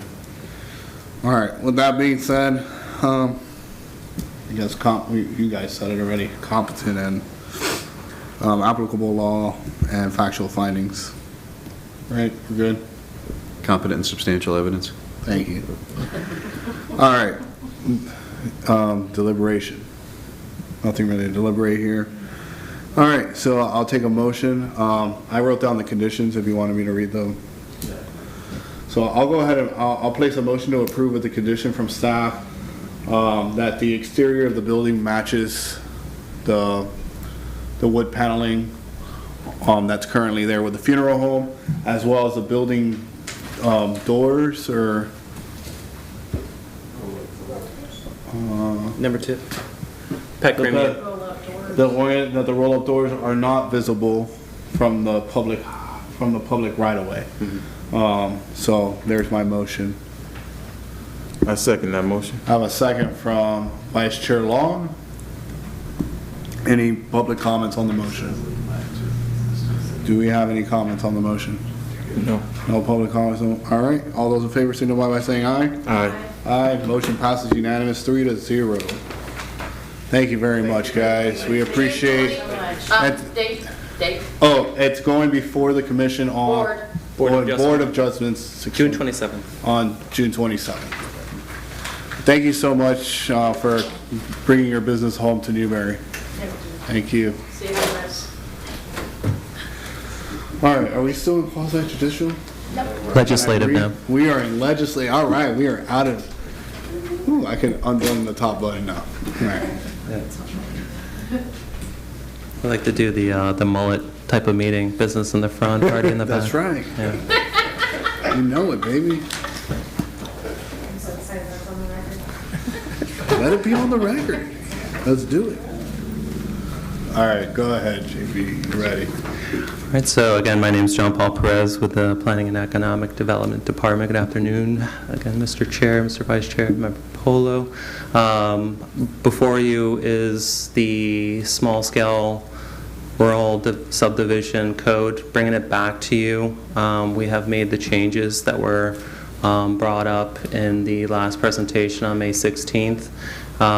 Those changes are prohibiting arbitrary lot splits, connected, making sure that the accessory dwelling units are connected to the residence, that they're not a separate dwelling unit, 1 septic tank per lot, and 2-acre lot minimum, and also excessive lighting on homes. So I'm just going to go through those additions in the code. I mentioned in the agenda summary that I highlighted those sections in the ordinance, but sometimes those can be a little tanglesome to read. Yeah. So I highlighted all the changes so you could see that those were addressed. Let the record show he's a keeper for the city. Thank you guys. You guys both are killing it. Awesome. Well, I hate to break it to you. Today's Elena's last day. What? She just mentioned to me that they know about Elena. Oh, okay. Are you for real? I'm dead serious. We'll talk about it at the end. Yeah, okay. Sorry. Made me cry again today. Oh my gosh, you're just a bear of news, JB. I'm And sorry. water and now this. So, addressing the lot splits, added is this section of code which says that they cannot benefit from that family lot split section. Right. It doesn't say that they can't split the lot, it just says that they can't benefit from the family lot split. Yeah, I didn't want to get the city sued, so. Accessory dwelling units, I am requiring them to connect by continuous air-conditioned space in a logical manner. Logical manner meaning that they're not just creating a long hallway that connects to another detached dwelling unit. It's got to be kind of continuous through like a normal manner. Gives staff a little discretion to kind of abate those kind of requests at building permit.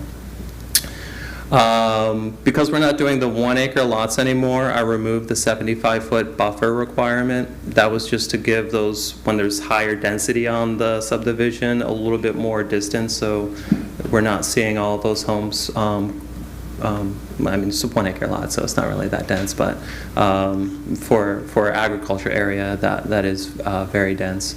So it's going to just be the 50-foot, but and I'll go back to that image that I showed in the last meeting, that, a 15 or 20-foot buffer is pretty substantial. 50-foot, you're going to have no idea what's going on back there. So I don't know if it's a good thing or a bad thing, but.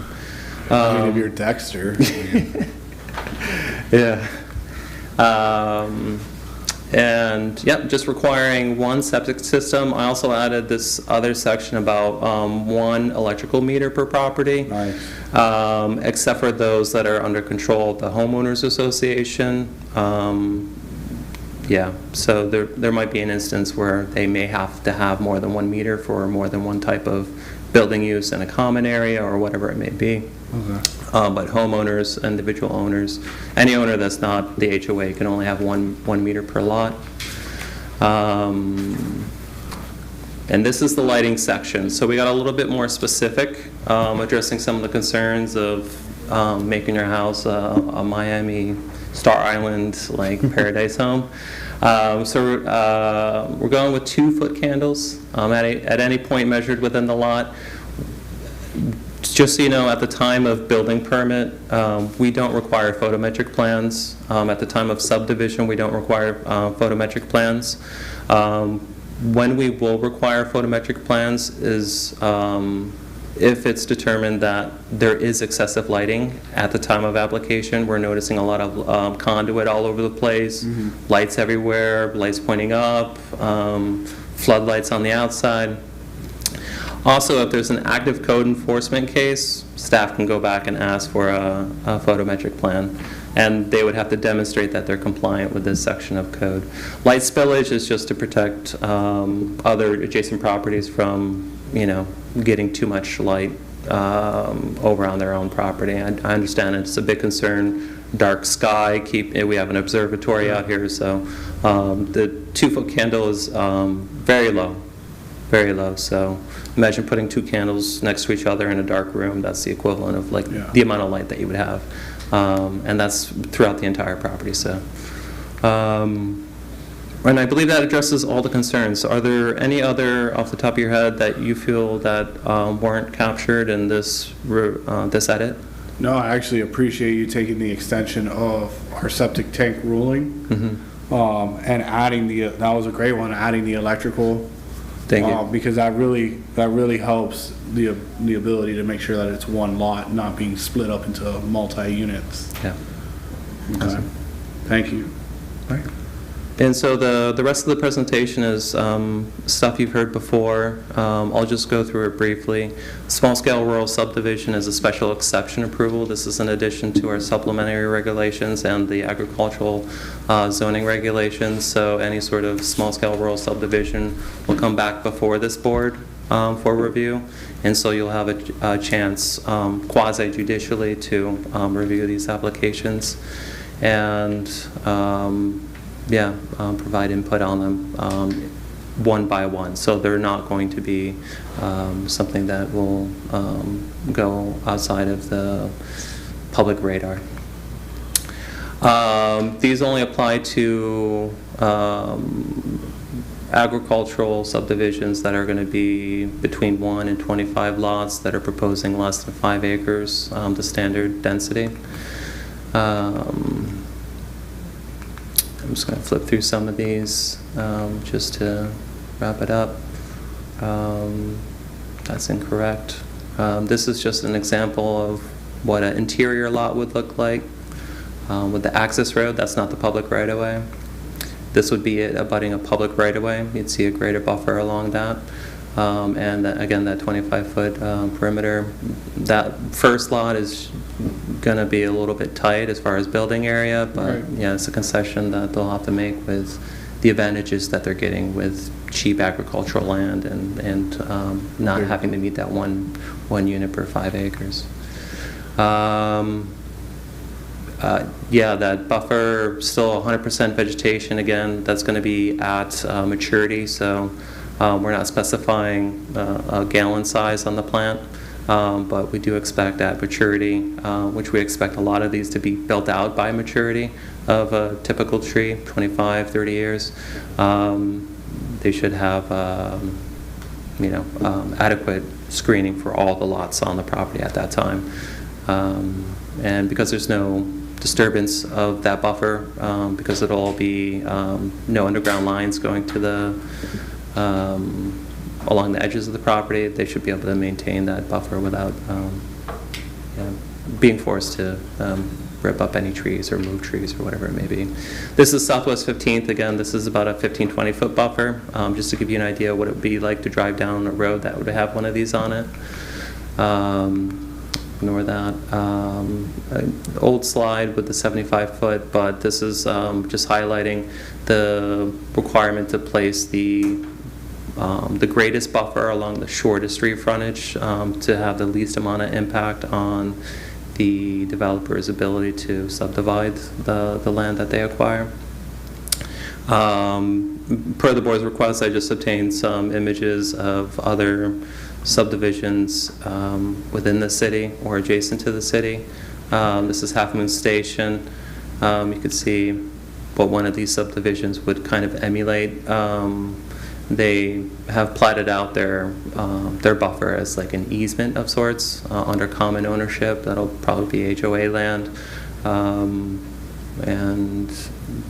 with what we're considering today, you'd see a more substantial buffer along that right away, where Half Moon Station, okay, I did include an image of the entrance. This would not be what you would be witnessing. You would see more of a buffer, I imagine, fully. From the meetings that we've had with applicants, a lot of the properties have been fully wooded. So they're not farmland sites that have been mainly cleared for crop. These are heavily and densely wooded sites that we've seen so far. There is a possibility that they could be, pastures that are coming, but because there's special exception, that means that they come before the board. And if the board is not satisfied with the code saying at maturity we want, a 12-gallon tree planted here, or we want you to relocate some trees from the existing buffer that are mature to the street frontage, that's something that can be advocated by the board, and definitely something that staff would probably encourage the applicant to do. Dillon's Grove, again, very similar setup. The lot sizes here would be smaller, but very similar setup. And where you have that meandering, central drive throughout the neighborhood, and usually a turnaround every 300 so feet, or I don't know the exact fire code. This is Dillon's Grove looking west.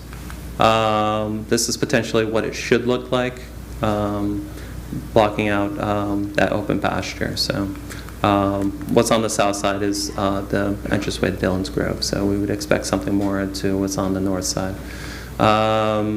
Lighting, any questions on lighting? Still the same, except for the requirement for the photometric with a minimum standard for foot candle, and a caveat for photometric if we need it. Street roads, again, this is only on local and county.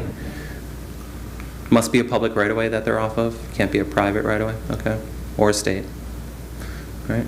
Distance separation, 2,000 linear feet from center of driveway to center of driveway. I did create this image as well. One of the considerations was a 2,000-foot buffer, and that's what this would look like. This would obviously reduce the opportunity for proliferation of these, and maybe some control. But currently, what's in the proposed code is 2,000 linear feet, which along a public right-of-way we believe achieves the same kind of effect. It does put them a little bit closer to each other, just based on land allocation, or how the lots are formed that they acquire. But effectively, you don't have that every 100 feet there's a new driveway for a new one of these. All right. Okay. And this example shows Newberry, but they wouldn't be allowed on state roads. Okay. And just the champion tree thing, that's a good faith, not a requirement.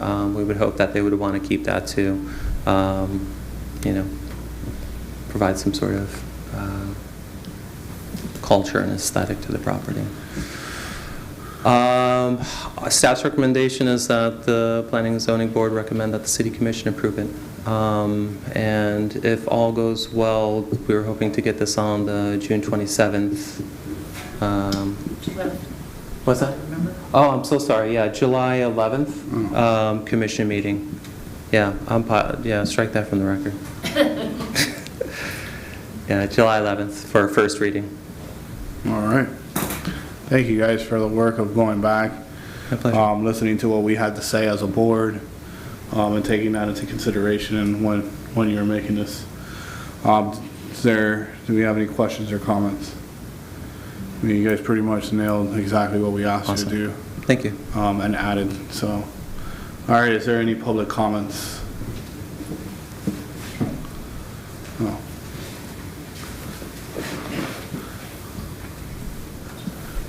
Good evening, Mr. Chair. I'm Randall Olney with CHW Professional Consultants. First, I would like to provide some clarity from the previous meeting you had on small-scale rural subdivisions. We have actually submitted a preliminary plat for a small-scale rural subdivision back on April 22nd.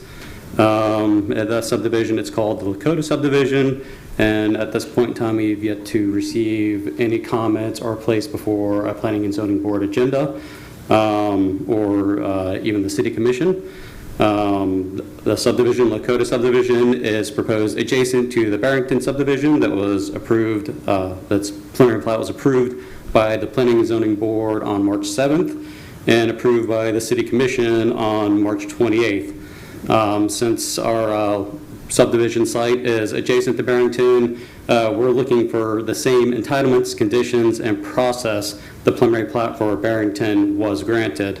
And as such, we do have some comments on the draft code for starting at section 4.2.43.1, which all of those start that way. For 1 and 2, it's kind of unclear if accessory structures such as detached garages would be allowed. Not detached garages, detached barns. I'm going to stop you real quick and interrupt. I'm sorry for interrupting you. Yes, sir. I don't want to be rude, but, well, we were looking at public comments was towards the LDR. Yeah, and that's what I'm getting to now, sir. Okay, because I'm looking at JP and I was like asking, okay, yeah, I'm Yeah. like, what does this have to do with the LDR? I want to Okay, make one clarification. okay, Yes, now I am. thank you. I didn't sorry. think this, okay. I apologize, sir. We just wanted clarification from the code if detached structures like barns would be allowed in this type of small-scale rural subdivision. We would think that'd be fitting for those type of neighborhoods. For number 3, where it calls out a minimum lot width of 150 feet, we agree you should have a minimum lot width, but where does that get measured? Our concern is if you have roads, especially if it's a 90-degree curve, those lots tend to get pie-shaped. And so it might be skinny close to the road, but on the setback where the home gets built, you might have the 150 feet. So just kind of clarification for where that would actually be measured. The portion about the common area requiring 15%. The Barrington subdivision was approved to about 6% common area. So we're kind of wondering what's driving that 15%, especially when you have large lots that are 2 to 5 acres in size. John Paul did actually clarify one as far as the 2,000-foot separation, so I appreciate that. I was here to hear that. For 8A, that section of code kind of seemed out of place since this refers to setbacks from public right-of-ways within the building height section of the code. And then the question is also, why is the 80-foot measured from adjacent subdivision boundaries instead of the adjacent right-of-way? I would think that you'd want that 80-foot measured from the right-of-way as opposed to the adjacent subdivision. For 9B, number 4, it does not address public access easements, which is what the Barrington subdivision is using. It only generally refers to right-of-ways. For section 9D, we're in agreement with having buffers. However, some limited clearing for fence maintenance as well as fire breaks should be reasonable in those areas, and then I agree, keep the trees elsewhere so that you have that nice buffer. For D2, it requires a 50-foot buffer along the subdivision boundary that abuts the public right-of-ways. This was not a requirement of the Barrington approval. Also in D4, it requires the establishment of easements for the buffers that go around the property. Our question is, who does that easement get granted to? And this was also not a requirement of the Barrington approval. So just some clarification in the code from that aspect. Section 9E2, I need to clarify the draft code intent. It kind of says that all residential development shall connect to a single septic system. I wouldn't want that to be misconstrued that that's a single septic system for an entire subdivision, because those do exist in some places. I agree it should be one per lot. That makes sense. For number 4 of that same section, we're wondering, is there a practical reason why a barn or some other type of accessory structure couldn't have, that's non-residential, let me clarify, cannot have a separate electric meter? We understand that you don't want, detached in-law suites. Section 9G, we're good for perimeter fencing and walls, but we believe the HOA should be allowed to regulate the internal fencing and walls of the subdivision. And then section 9H, agree that commercial and agricultural vehicles and equipment should not be seen from public right-of-ways. However, the HOA should regulate internal screening or storage in sight from the private roads. The current code would prevent, say, like a real estate agent that might have their car marked from parking in their own driveway if they live there. And I wouldn't think that would be the intent.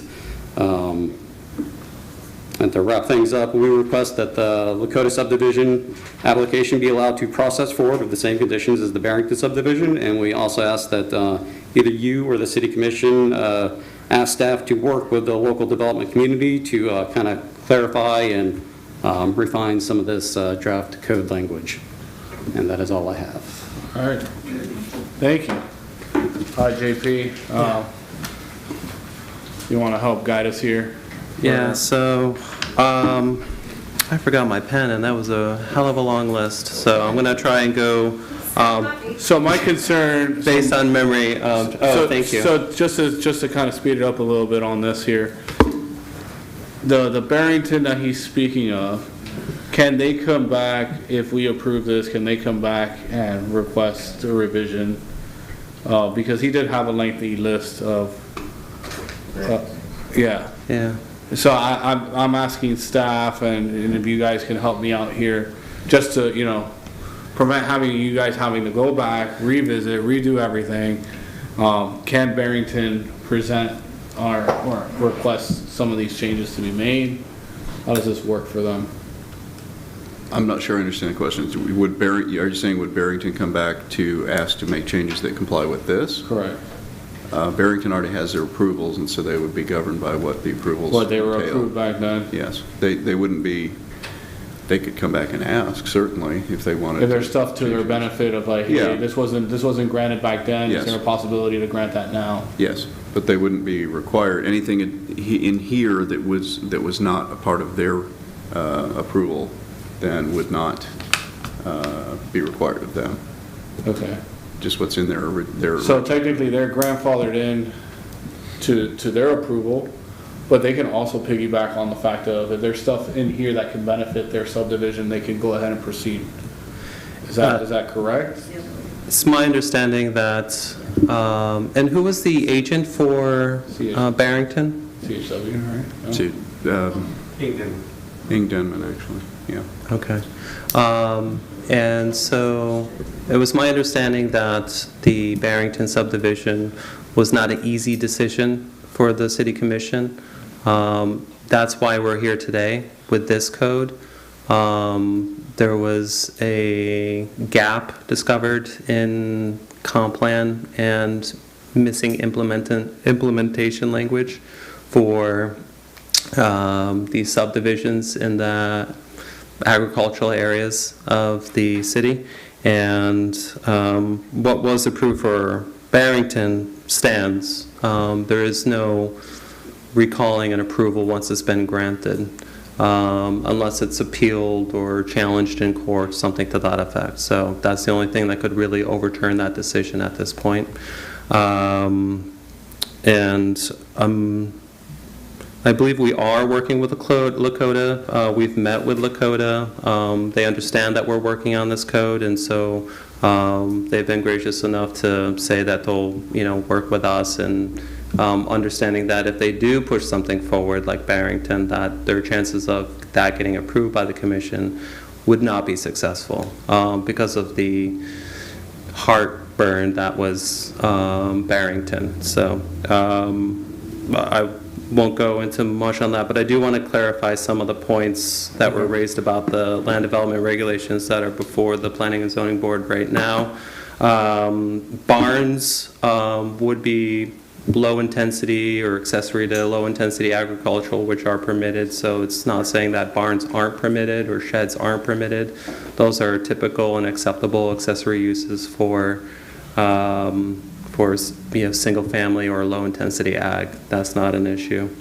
Minimum lot widths, those standards are established in our code already.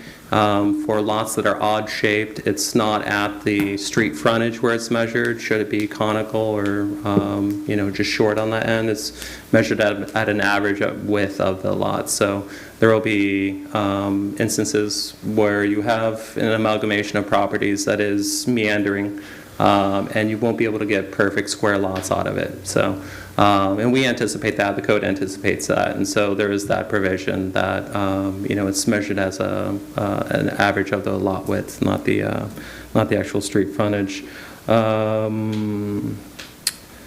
The 15% common area is standard for PRRDs. These are based on PRRDs, so we just carried that over from that section of the comp plan into this section of code.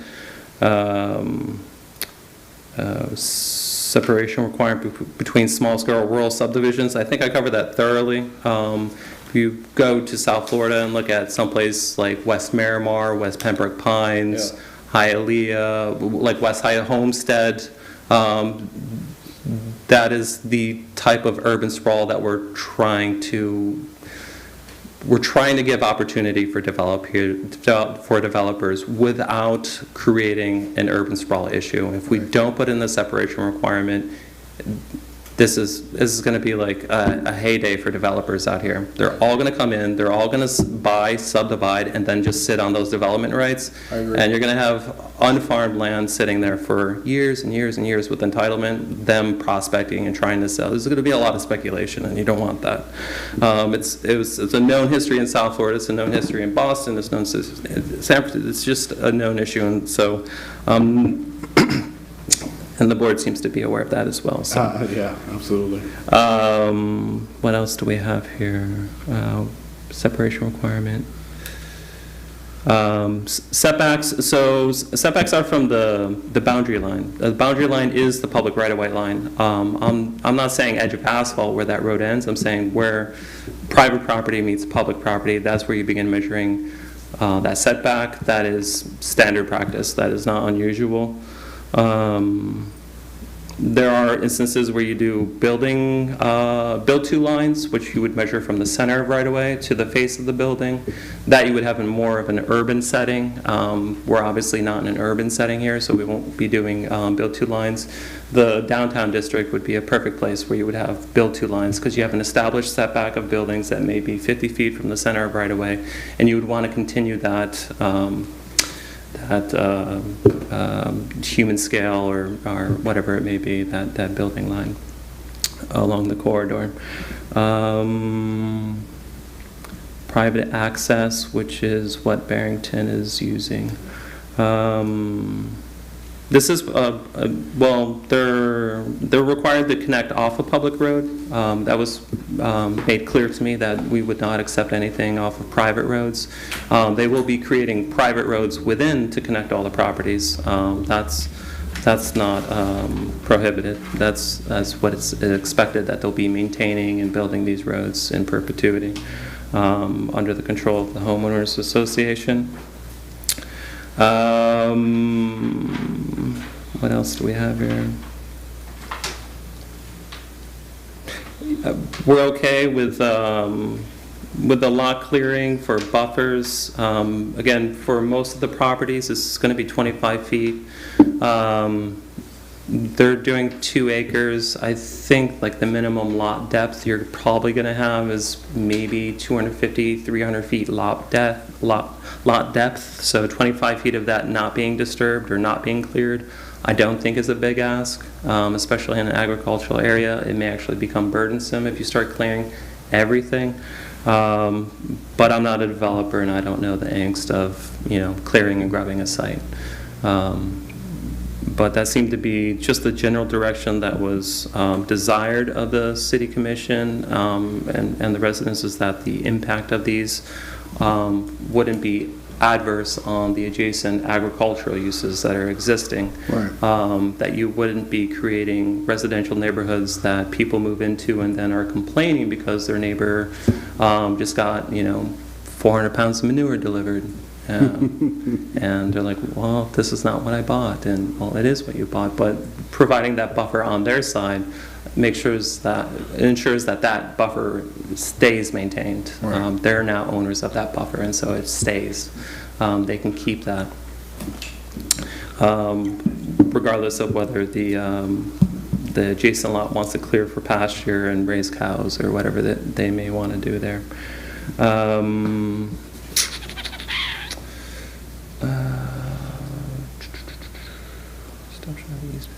Yeah, easements they'll be granted on face of plat to the HOA. It's not uncommon for dedications to be on the face of plat for easements and for them to be to the HOA. I honestly would prefer that they were by separate instrument. I don't like easements on plats. They're a nightmare to remove.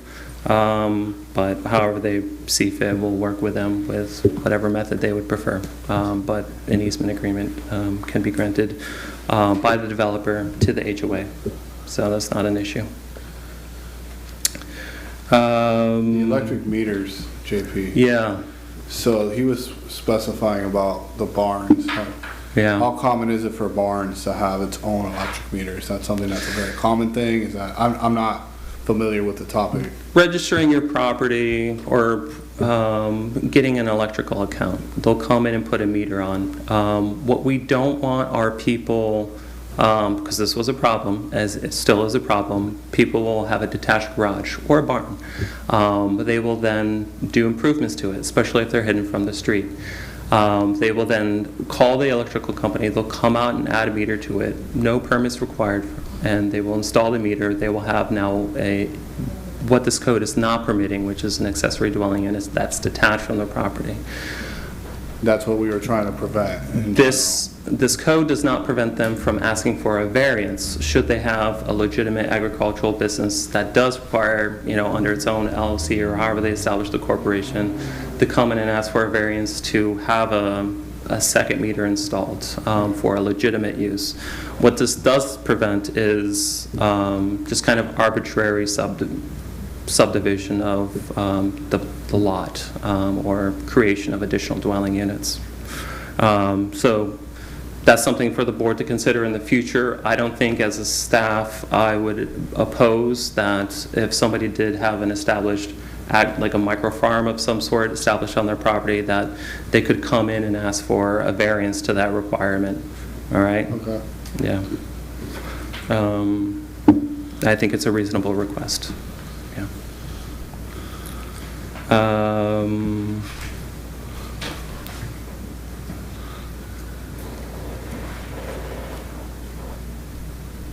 I think the board was pretty firm about single septic tank. I don't really have a response on that.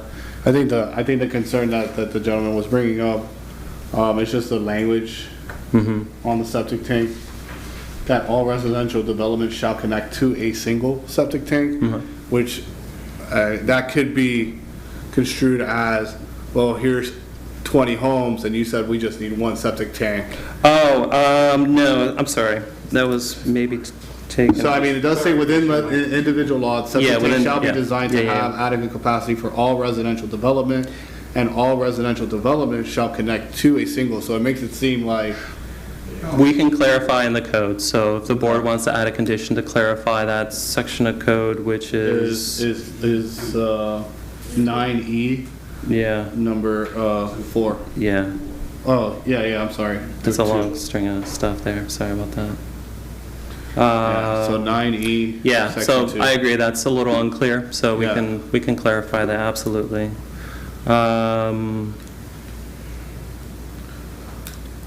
Again, a barn, I believe the way the language is written, you know, low We can make intensity. exceptions for Yeah, low well, intensity. so 1B, we say low-intensity agricultural uses and storage ancillary to same. So in my mind, that's a barn, it's a chicken coop, or just whatever you want it to be. Okay. It could be a shed, yeah, Yeah. a detached garage, you know, a large garage for an RV unit that you have, whatever it may be. That's storage. I don't think it's specific to, and those things are common for these type of lots anyway. So.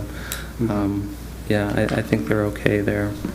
But if clarity is needed, again, we're not opposed to there being a barn or specific language for barn. I think it would be unusual for us to state specifically barns, but if it's ancillary structures for residential, that's unclear for them. And I guess you can come back up and clarify that. I think the biggest concern was trying to prevent, what we were talking about was it eventually could create a multiple dwelling unit. Yeah. And now we have, you know, someone that, you know, lives on 2 acres, has a duplex. Yeah. And rents out, you know, multiple units. Yeah. So perimeter fencing, I don't necessarily disagree with their comments about the interior fencing to the lot. It was my direction that field fencing is not something that's desirable. The perimeter wall or fencing, should they choose to put it up, should obviously not be field fencing or chain link, and that I think we're all firm on as a city. So, but interior, if let me see what section it is and see if it. Yeah, the way it's written, it just prohibits it generally. Throughout the entire subdivision, so if it's okay with the board, again, we can modify that language to allow field fencing or allow the homeowners association to regulate the fencing not visible from the public right away. And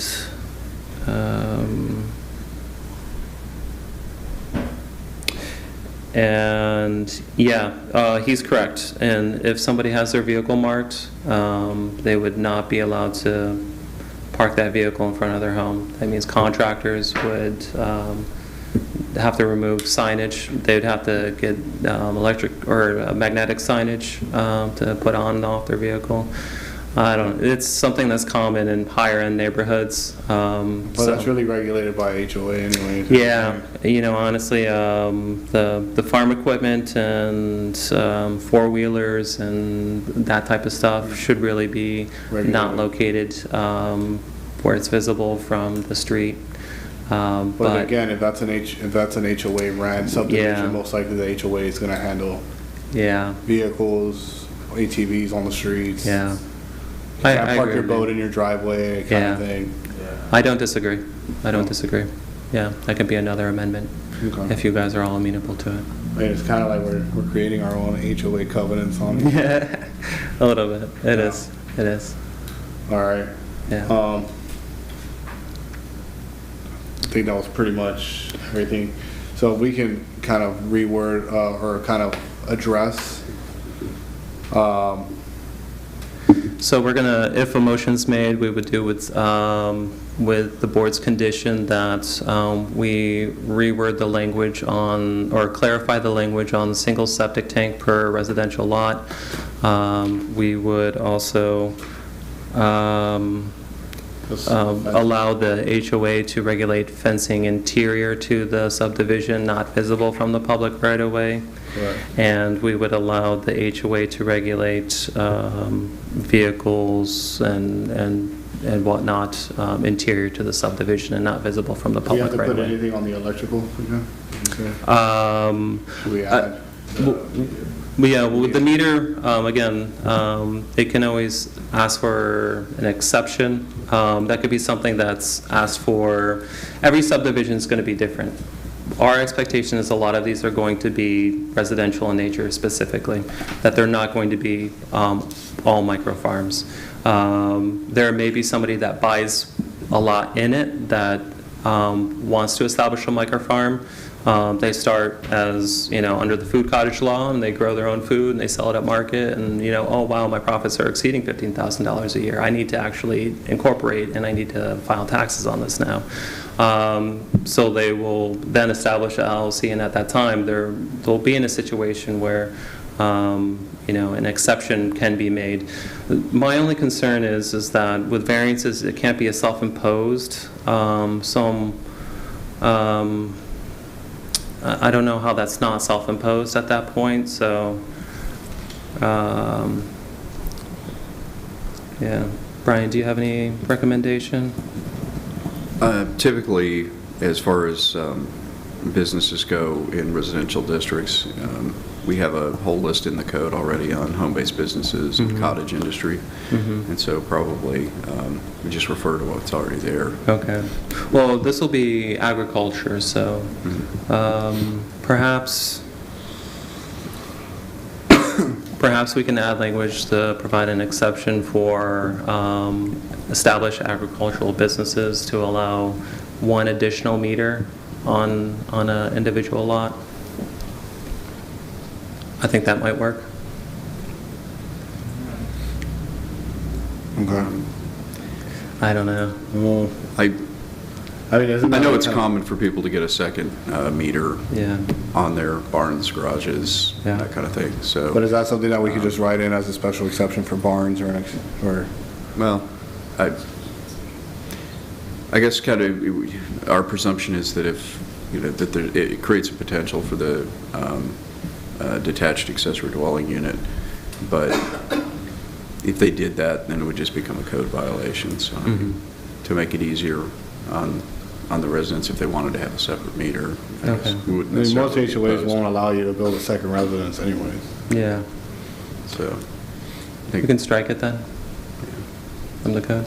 I'd be okay with that. Yeah. What, the electrical? Yeah. Strike it completely?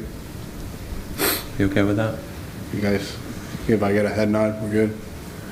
All right, I got a head nod. Okay. Yeah. All right, so that would be the motion. Okay. Yeah. All right. We're still in public comments, so, yeah, sorry. Thank you so much for bringing that up to us. We value CHW and, we try to develop a good relationship with everybody. Yeah, we have a good relationship with the city, and most of this we just code clarification. Yeah, yeah. And thank you for addressing that, because it does bring to light, especially like the septic tank situation. Yeah, I don't want to be misconstrued. That would be a bad thing. Yeah. So thank you very much. All right, any other public comments? Yes, sir. Good evening, Mr. Chairman, members of the board, Brian. My name's Christopher Topping. I am the developer of Lakota, and there was a couple things I just still wanted to clarify. One of them was on the common area for the subdivision of being 15%.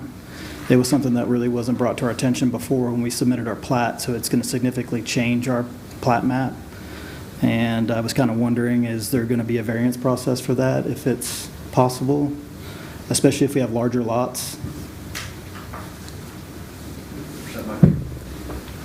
This is Lakota, similar to the Barrington. I'm trying to, get my familiar. Layout-wise, very similar. Substantially, yeah. One of our big differences is we encompass the whole lot.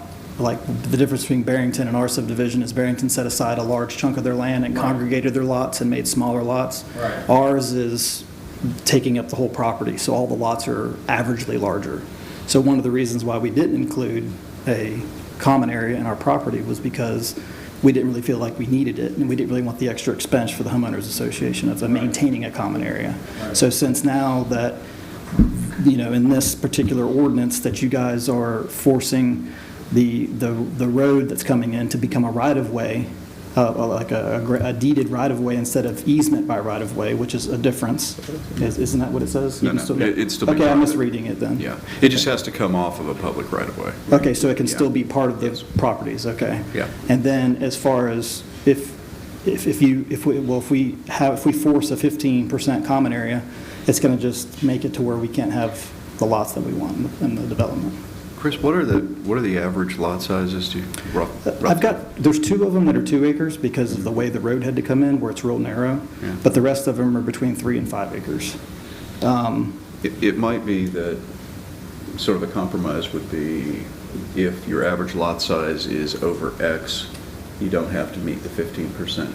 But if the average lot size is under X, then you would have a 15% open space area because they'd be smaller lots. And we'd be perfectly fine with that. Is that something? Go ahead. Is that something the board would like to consider adding? An exception to the open space requirement of 15%, that if they're at an average of over 3 acres per, or 1 unit per 3 acres, that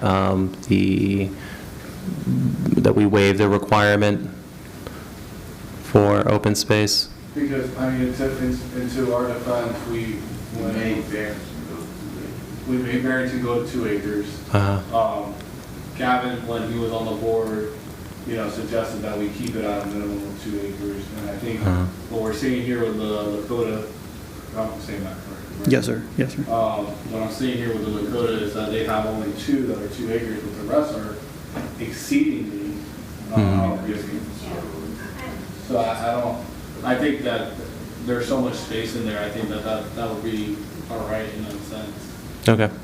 And one of the things that you guys required, or especially with Lakota, that we turned in our HOA documents when we made submission. Yeah. And Brian is correct. We did agree to wait to try to help go through the process because of the commission's uneasiness in this particular subdivision process.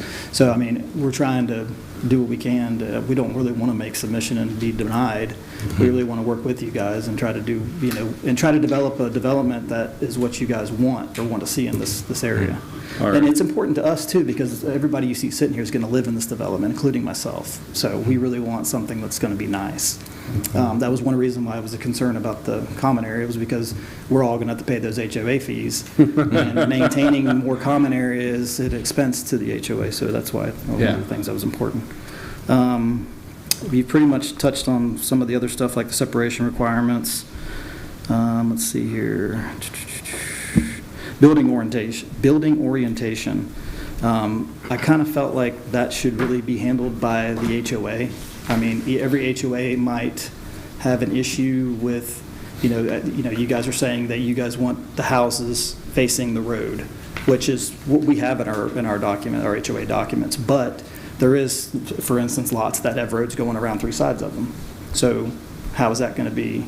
Are you guys going to force us to have our house facing a certain way on that particular lot, or can the HOA be the one that decides that? I think I'll defer to Vice Chair Long, because when we first met Mr. Long was because he had a similar issue in his... My neighborhood, because they're not symmetrically the same, so you can't fall under the same guidelines of each lot. So each lot has a certain circumstance that you should be able to fall in to where you can symmetrically change the orientation of the house to fit.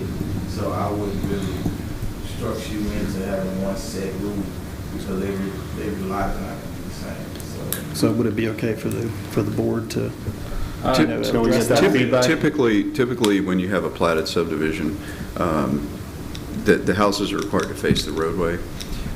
If you have a situation where you have a corner lot and you have roadway on 2 sides, then on the plat you'll mark which direction is the front of the house going to face, which roadway the front of the house is going to face. So basically, you just don't want the back of the house facing the road. Yeah, well, we want it for aesthetic purposes, but we have like a design review committee as part of our HOA, right, to really look at every proposed development to make sure it's going to be aesthetically pleasing to that particular development, because it's important to us, obviously. Absolutely. What the code says is that it must face the right-of-way. It doesn't state which. If there are multiple right-of-ways, that'll be on a case-by-case basis at time of building permit. That's obviously not something that gets considered at the subdivision, because we don't know what the house's layout, the site layout's going to be. I'd strongly encourage you keep that in. One of the concerns that was raised to me was that what is trying to be avoided are lots that And I think this is a Newberry tradition that create their own roadways along the side of plats. Create what? Their own roads along the side of plats. And then it becomes a dispute many years down the road. And so forcing the houses to face the interior road, whether there's multiple, we can work with the developer saying, hey, this is, it ultimately will be up to you to which one you want to orient it to. It probably won't be a concern of us. What we don't want is the house to face away from the street and then there to one day magically appear a road that just juts out of a, bunch of bushes, because that has happened, and that is what that's desiring to abate. But again, if there's multiple street frontages on a single lot, you can decide which one it faces. It doesn't need to face one in particular. Per the code, it just needs to face whichever one you choose. Okay. So, yeah. Okay. Thank you for clarifying. I'd like to ask something about fences. It talks here about the 25-foot undisturbed perimeter buffer. On this particular property, I don't know if you guys know Jeff Ferentz, but Jeff Ferentz used to own it, and he cleared about maybe a 10-foot or 15-foot road all the way around it that he kept mowed for maintaining a fence, which is common, for fence maintenance. You really need to have a little bit of an area that you can get to your fence to work on it. In this particular part of the code right here, I don't really see where it mentions anything about fence maintenance. So like, if it's got a 25-foot buffer, are you saying that we have to have 25 foot of vegetation planted in that buffer? Or could we have like 10 foot cleared for a fence to maintain the fence and then 15 foot of vegetation? Or I'm deferring to staff because that's on their language. The buffer is undisturbed. Where you could play is on the street frontage along the public right-of-way. You could have a fence on that exterior there. what if you have trees in front of your fence and behind them? This particular subdivision? Most of the right-of-way is clear, and there's going to be usually in the front of a property. This isn't like that. Like 5-10 feet of There's about clear 5 area. foot of vegetation, thick, dense, huge tree vegetation that is in front, on the right-of-way of this particular property. We can say except for, I don't think that, well, what's not occurring in Dillon Groves right now is fences within their surrounding buffer. They have fences interior to that buffer, which, looking at aerials of all of like Half Moon Bay, that's kind of what happens. And they don't even construct to the extent of where the buffer begins. It's whatever part of the yard they want to fence in for their kids or their dog to play in, attached to the house. But if it becomes like an agricultural use, you'll probably go up to whatever that undisturbed buffer is, and you wouldn't be in the undisturbed buffer with maintaining a fence on a fire road or something to that effect. But what if the buffer's already been disturbed and there is no buffer other than in Yeah, sections? I think the clarity here is already requiring the subdivision to add 3-gallon plants. like Yeah, you're we're talking requiring you to plant, yeah. If they're, so in that 25-foot buffer, if it's not, if it doesn't have 100% canopy, we're requiring you to plant. And if that, that doesn't state specifically the gallon size, just at maturity, you need to have 100% coverage. And so, The main reason why this is important to me or to us particularly, is because not very long ago, we just built a fence across the front of our property. And because I was having problems with people riding four-wheelers out there. And we built it on the existing cleared spot that was that Jeff already had there. We left the trees out front of it, so we built the fence inside the buffer, but it's within that 25 foot. So from what this is saying, is I would have to tear this brand new fence out and then turn around and build the fence behind the 25-foot buffer. Or actually on the front, it's 50 foot. in front of it, yeah. Well, you can't build it in front of it unless you tear everything out of the right of way. And I didn't think I really had the right to remove trees from the city street. Typical fences, unless you're putting in a footer, I think a footer would be like 2 feet wide and maybe 2 it's feet just, deep. Posts. Yeah, and I don't think for the most part that constructing that type of wall or fence on the, if you're doing a post as well, on the front would disturb the buffer in a way that would render it not compliant with the code. But if you start to do it all the way around the property, you may, and you want to maintain it, you don't have that public right-of-way, and you would have the adjacent owner, and I don't believe that you would be able to adequately maintain that fence over time. It would be more ideal to have that wall on the along the public right-of-way, and then interior to those lots, you would have your own individual fences inside the buffer. Yeah, exactly. That would be fine, yeah. Yeah, and if the fine, adjacent owner has a fire road that they've constructed or a dirt road they've constructed for some. I mean, that is a good point that he made a minute ago, was about the fire breaks. Yeah. So you got two subdivisions, Yeah. let's say like us in Barrington. Well, we're side by side to Barrington. Yeah. Our entrances are separate from each other by a good distance. He's on 241, we're on 15th. So, you got these two subdivisions with buffers, and you don't have that fire break. I mean, is that something that we, want to have? I guess maybe we need to polish the definition of undisturbed a little bit too, because when I hear undisturbed vegetative buffer, in my mind, I hear whatever is there at the moment. But then they remains talk about undisturbed. planting. They talk about planting. Yeah. I mean, I could see once you get approval of a subdivision, you're not going to go in there and, mow it down. Yeah. But like, for instance, in our particular situation, Jeff has already cleared this property to be able to mow around it for fence maintenance primarily. I would kind of say in that aspect, JP and staff, if you can, in this aspect, since it's already, it becomes, it's like a burden to the current landowner. But also a great benefit. I just want to remind you that this is, I don't know if... Well, I was saying not to disturb what's currently there. Yeah. Like leave what's existing. The benefit is that they are having what is essentially a low-density PUD without having to be stopped by the state for spot zoning.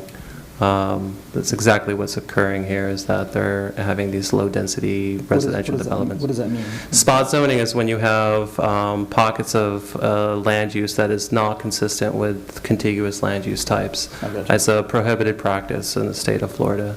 Okay. And so this mildly circumvents it. And what we're doing here is we're mitigating the secondary effects of what pocket zoning it creates inconsistent land use patterns that have been in Florida just a problem over time.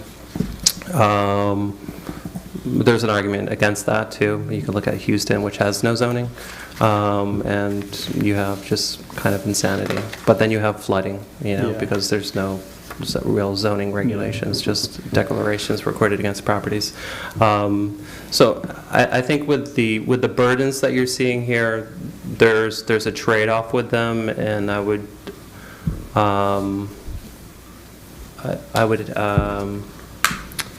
I don't want to get bogged down into fencing too much. I mean, I just was wanting to talk about our particular situation. Yeah, I don't think the fencing is really like a big issue. Our real issue is just in our front. Yeah. I mean, I'm fine with bringing that fence inside that 25-foot. Mm-hmm. It's just, and we have a pretty good buffer. This lot is really wooded. I mean, it's a very wooded lot. Yeah. So, and we're going to do everything we can to maintain the trees, because that's what everybody wants. I mean, everybody wants to keep the trees just for my concern is that, nothing against Half Moon Pond, but it's like pretty much that was just prior, it's like that was prior farmland. Mm-hmm. Yeah, you can see it was completely cultivated, completely cleared out, and Yeah. Like here you got more of a wooded area that we want to try to preserve. Yeah, and again, what we're requiring, so we're requiring 100% canopy in the undisturbed, and we're requiring that they plant. We're not specifying the size of the plant.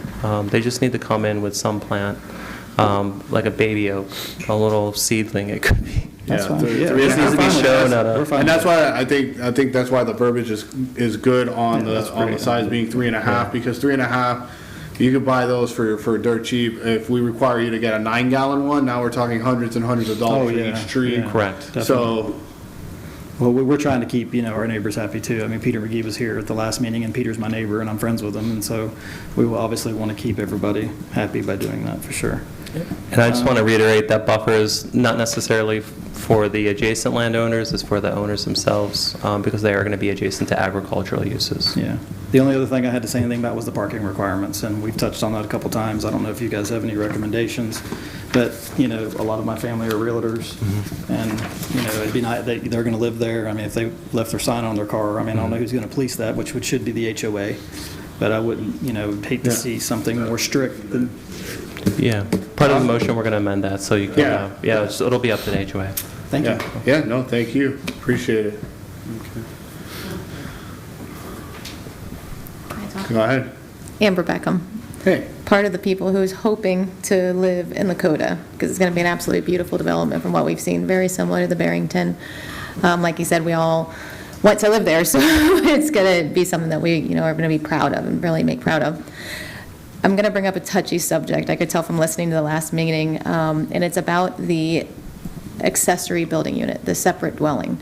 And I know they wrote into the verbiage to make it attached by air-conditioned space, which by all definition is a hallway, I would assume.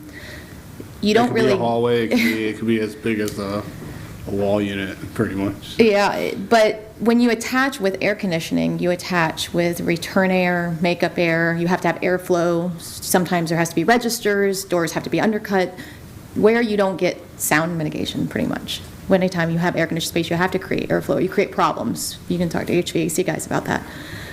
My concern is one of the reasons I wanted to purchase this property is because of my mother-in-law who lives with my husband and I. She's here and can talk also.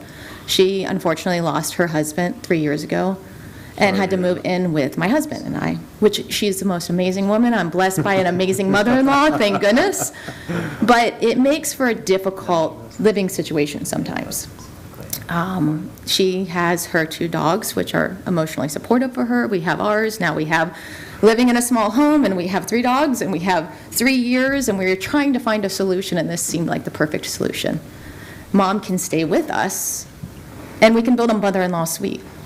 But when you take it and you attach it with air-conditioned space, you put it right back in the house with us again. We need a longer-term plan, and I think that it's good that we're thinking about this and we're working on this and we're planning this so that we can, I'd like to create an ADA compliant aging in place where you can prep for disabilities, and so Mom can stay with us. We want her to be able to stay with us. But I don't think that my husband shouldn't be able to watch a football game in the living room because Mom recently had surgery and needs to sleep. Like, these are real life situations that we're all dealing with.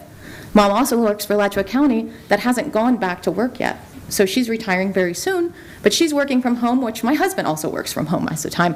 Now you put that all in the same living space, in the same air-conditioned space, and they're really difficult. This is a huge burden that we could mitigate by a separate dwelling unit. So my request is to please reconsider.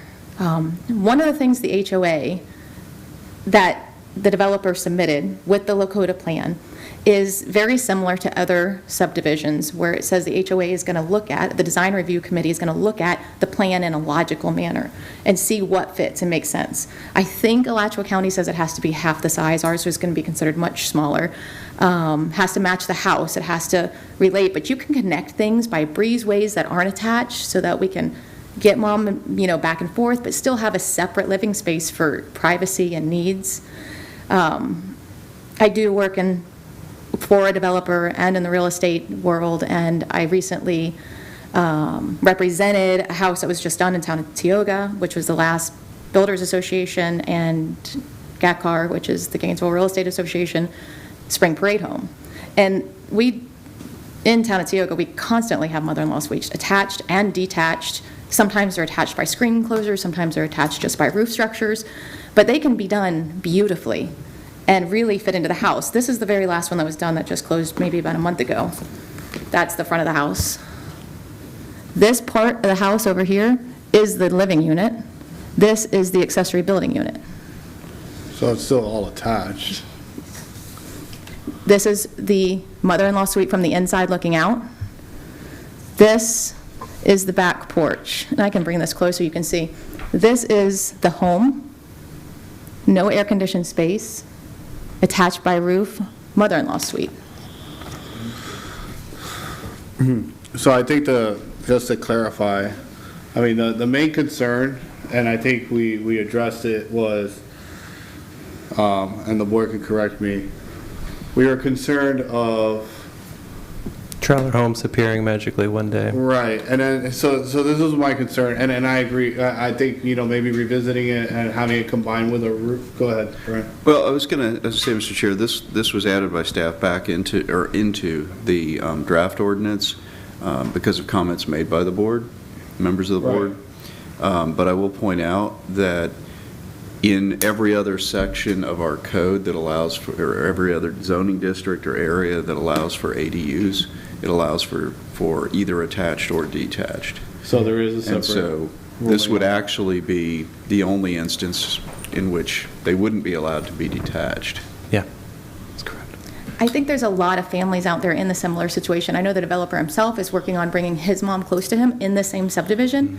And another person that's a friend of mine is working on bringing her mother and father from Old Town in their home that's breaking down to get her mother and father closer to her. Maybe it's our age that we're now dealing with a lot of this that we're seeing, but if I don't think a good plan for our future is us to stay living together, even though I love her very much. I just don't think it's a good long-term plan. I think that we can create a better plan, but if that can't happen, that means I need to go put mom in a condo where she can afford downtown. So this is where our board concern comes into play. Because I have an aging mother as well, and my plan is to upgrade and do very similar.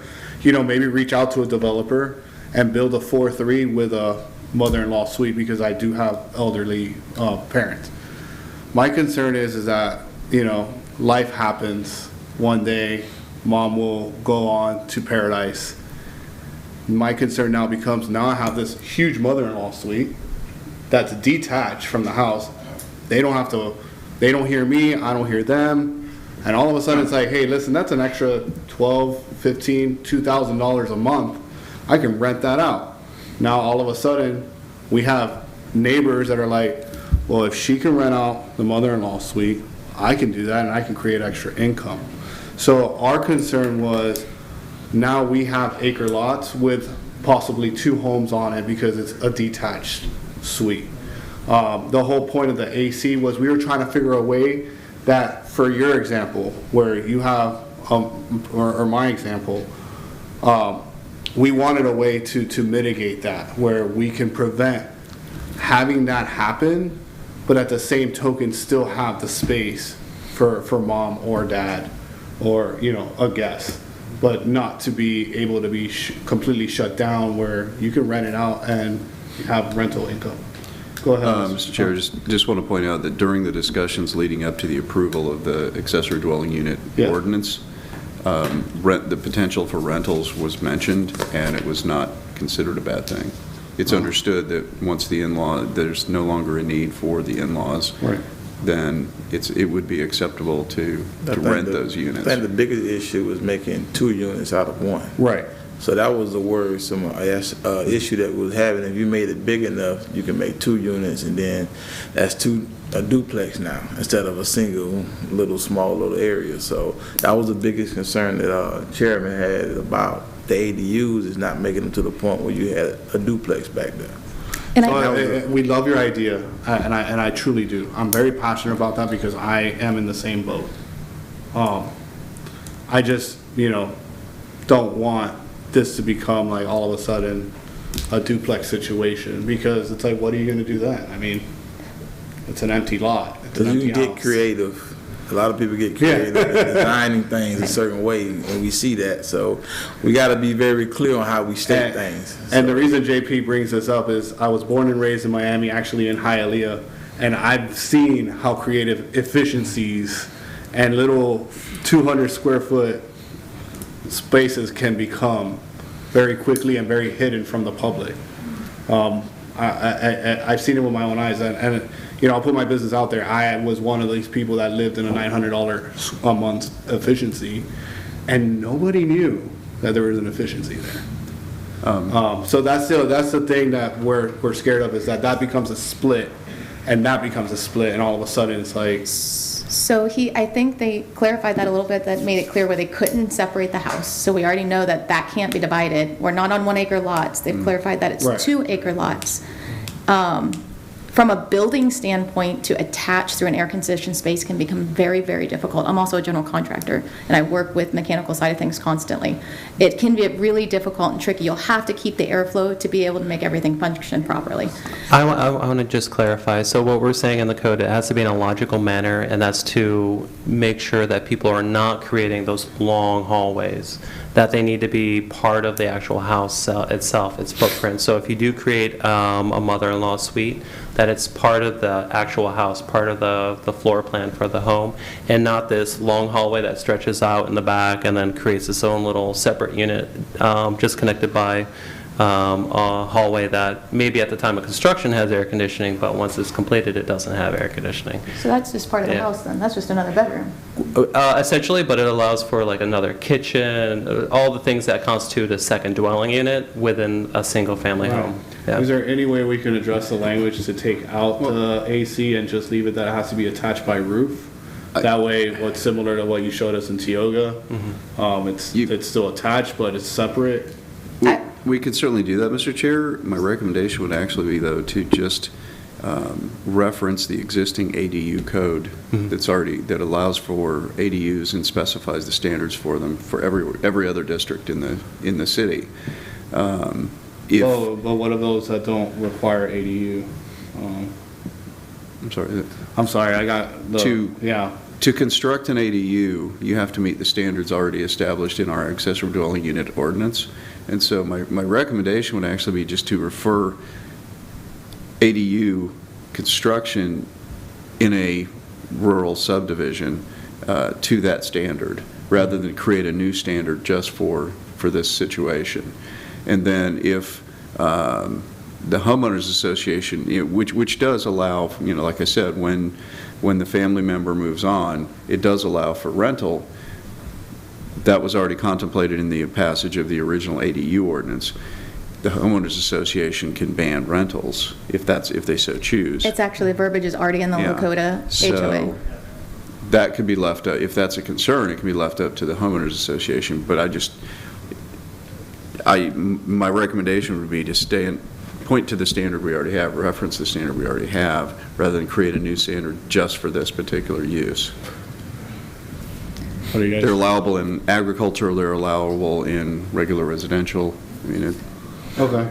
Yeah. I think the code, please correct me if I'm wrong, limits the size of them also. So it's not just like, hey, you can do this huge thing back here. It brings that down.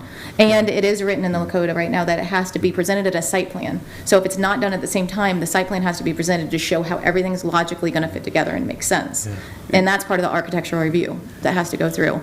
And I do remember, too, one of the concerns was, well, if somebody puts an ADU, then what prevents them from splitting the lot? You can't just split a lot. If you're in a platted subdivision, you have to replat to split a lot, and that means it has to come back before the city for approval, and the city wouldn't approve that because it would then violate the small-scale rural subdivision code. And not to kick a dead horse, but I sound very busy right now, but I sit on the HOA in Tioga also, and they do, I'm not even sure how I say this in, they do allow their mother-in-law suites to be rented. They have verbiage in their declaration, in their covenants and restrictions that says if this becomes a problem, which is what the developer kind of structured the same verbiage after, if this becomes a problem, we now have the right to step in. They're 20 years deep. It's still rented the same way. They don't have a problem. And look how close those houses are. We're talking 2 to 5 acre lots. Yeah, but I hate to drop this, but Tioga's Tioga. No, I understand. It's just where my experience is. Tioga's a whole different animal. I mean, if this was a whole town center deal. Yeah, it's very, very different. Yeah. And no doubt about that. It's just where my experience is. But it would be a great solution, I think, for people with aging parents to have the ability to care for them. Mama has lived here 45 years, both of our children through Newberry Elementary, through high school, grandchildren, Panther, Coach Roundtree was our baseball player, and now great-granddaughter. We would like to keep Mama with us. Listen, And all of us keep our sanity. I'm trying to convince my mom she's the last member I have in Miami, and I'm trying to tell her to please come live with us because the stress, and it's just a lot. It's stress-free for me knowing Mom is closer than 5 hours away. So I completely get it. Trust me, I'm 100% with you on it. I think Brian hits the nail on the head with the whole ADU, and I think my board resonates, you know. Thank you. We were just, you know, it's a pretty valid concern that, you know, we don't want Newberry to start turning into, you know, where they can split it up and, if there's a loophole, I mean, you're a realtor, you know, if there's a loophole, someone's going to try to find a way around it and skate that line as far as they can, so. I thank you for hearing me very much. Brian, the whole staff, they've been really, really wonderful to work with. So thank you very much. Thank you. Are we, all right. It was like a town hall. I mean, It was. Marlo's not here. I'm running the show, so. That was a great job. It's a little, I'll reel it in. All right, is there any other public comments? I guess at this point, do we have to have you make some amendments and then bring it back to us? How will this work? Well, Because we're clearing up the septic tank. That's, I think, a big concern. those are amendments we can make with a motion to approve with board conditions. Those are pretty straightforward, just so you don't have to see it again, and we can move down to commission. I think that would be at the board's will, of course. Okay. But staff recommends you move it forward with conditions to amend per the discussion. Do I have to list all these amendments? Huh? Okay. Because I'm saying, I mean, we're talking about septic tanks, we're talking about electrical, we're talking about ADU, going back to the ADU standard. Yeah. Do I, for the motion, does staff need me to read off all the conditions? Ideally, yes. Ideally, yes. All right, so you guys gotta give me a minute here, because I wrote out. All right, so board, help me here. We had, so the conditions are back to the ADU standard. Septic, to clarify.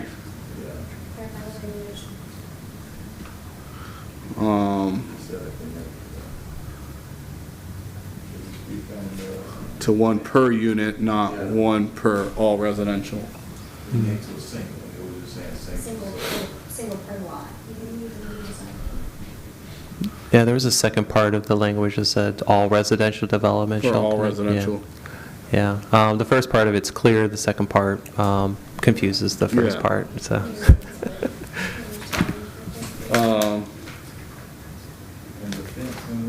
My other concern was the Lakota, the fencing. Are we gonna? We didn't have to change anything on that, correct? Given the direction I was provided, I would recommend that the fencing code stay as it is, except for the interior fencing. Interior fencing. Not visible from the public right away, be at the, at the discretion of the HOA. Okay, then my other thing was electric meters. Did we have to? Or scratch and. Yeah, we're striking condition to that. Scratch. Yeah. I think we did the service vehicles also. Yeah.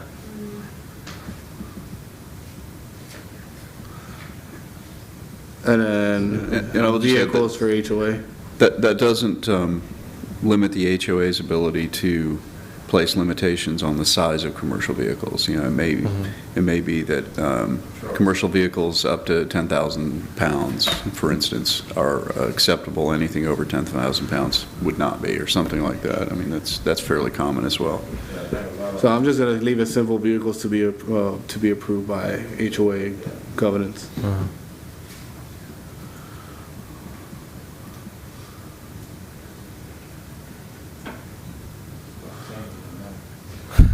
Dude, I'm running out of space, but I want to make sure that we get this right, and I don't want it to come back. I think that's pretty much I promised my baby girl I would be there tonight, so Yeah. I'm trying to. So those conditions will summarize as the board's conditions, and so we can accept a motion to recommend the city commission approve with board's conditions. Okay, so I'll go ahead and I'll read out the motion to approve with conditions that we go back to the ADU standard. We clarify the septic language to 1 per unit versus the language saying single for all residential. We go ahead and scratch the electrical meter verbiage, and that vehicles to be approved by the HOA covenants. Did you cover fences in there? Huh? Fences? Interior fencing and homeowners Yeah. discretion. HOA discretion. And the interior fencing Yeah. Yeah, at HOA discretion. yeah, interior, not And- visible from the public right away. And I believe it was lots, if average lot size equals or exceeds Yes. 3 acres, then you For waive the the- 15% open space requirement. Thank you, Brian. For the 15%. All right, so the interior, with the condition as well as interior fencing at the HOA discretion, and if an average lot size exceeds 3 acres, that, equals to or exceeds, 2 acres. 2 acres or 3? 3. 3 acres. Exceeds 3 acres, we would waive the 15% common area requirement.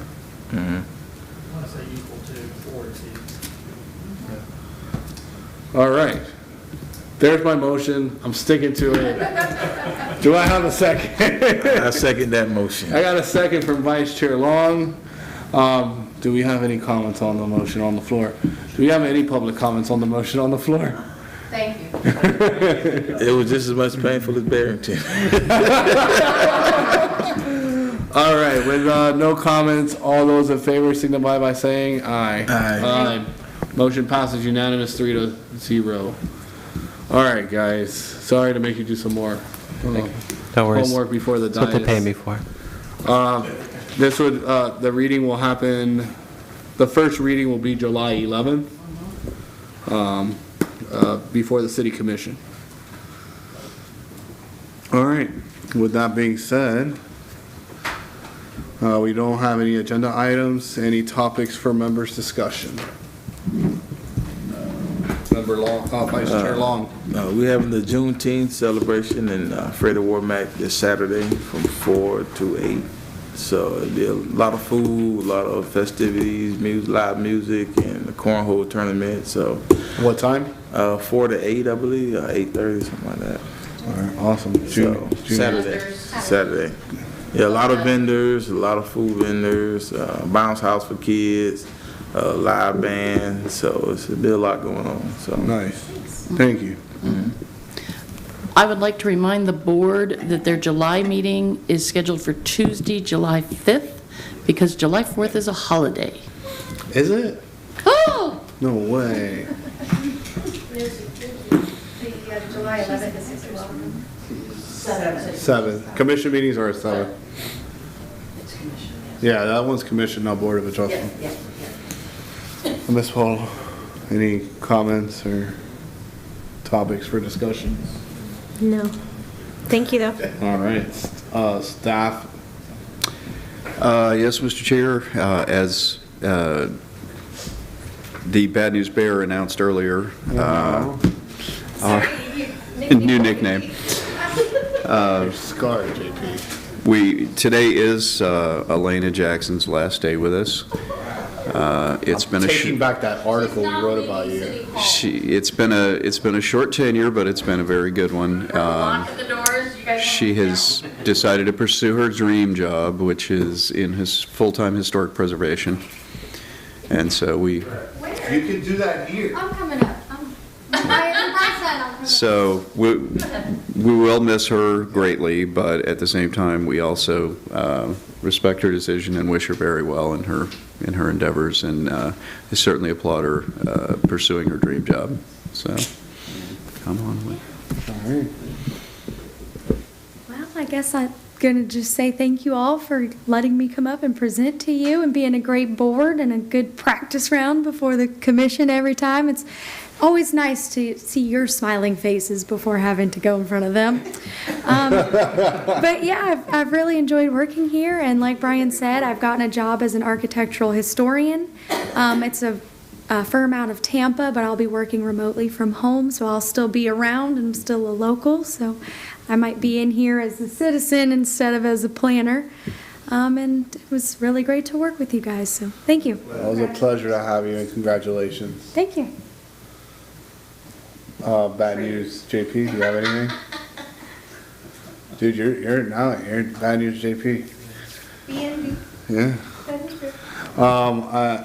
As the vice chair of the opioid task force, I'm proud to say that Archer has, I believe, agreed to our interlocal, one of the first to agree to our interlocal agreement.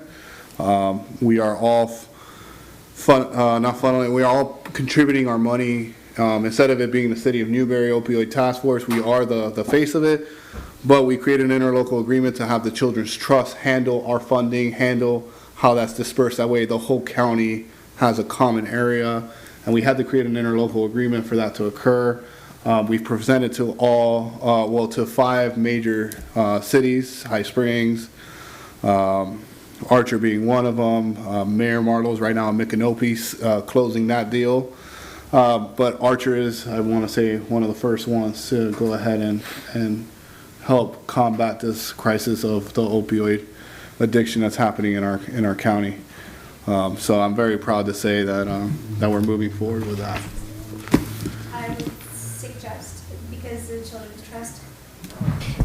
the Children's Trust is a member of the Gainesville Chamber of Commerce as well, that you have them share that news so that it can be disseminated to the community. Amazing. Thank you. Thank you so much. So with that being said, there's no more comments. It is 8:50. You want me to do it? I can really slam it. 8:50, meetings adjourned.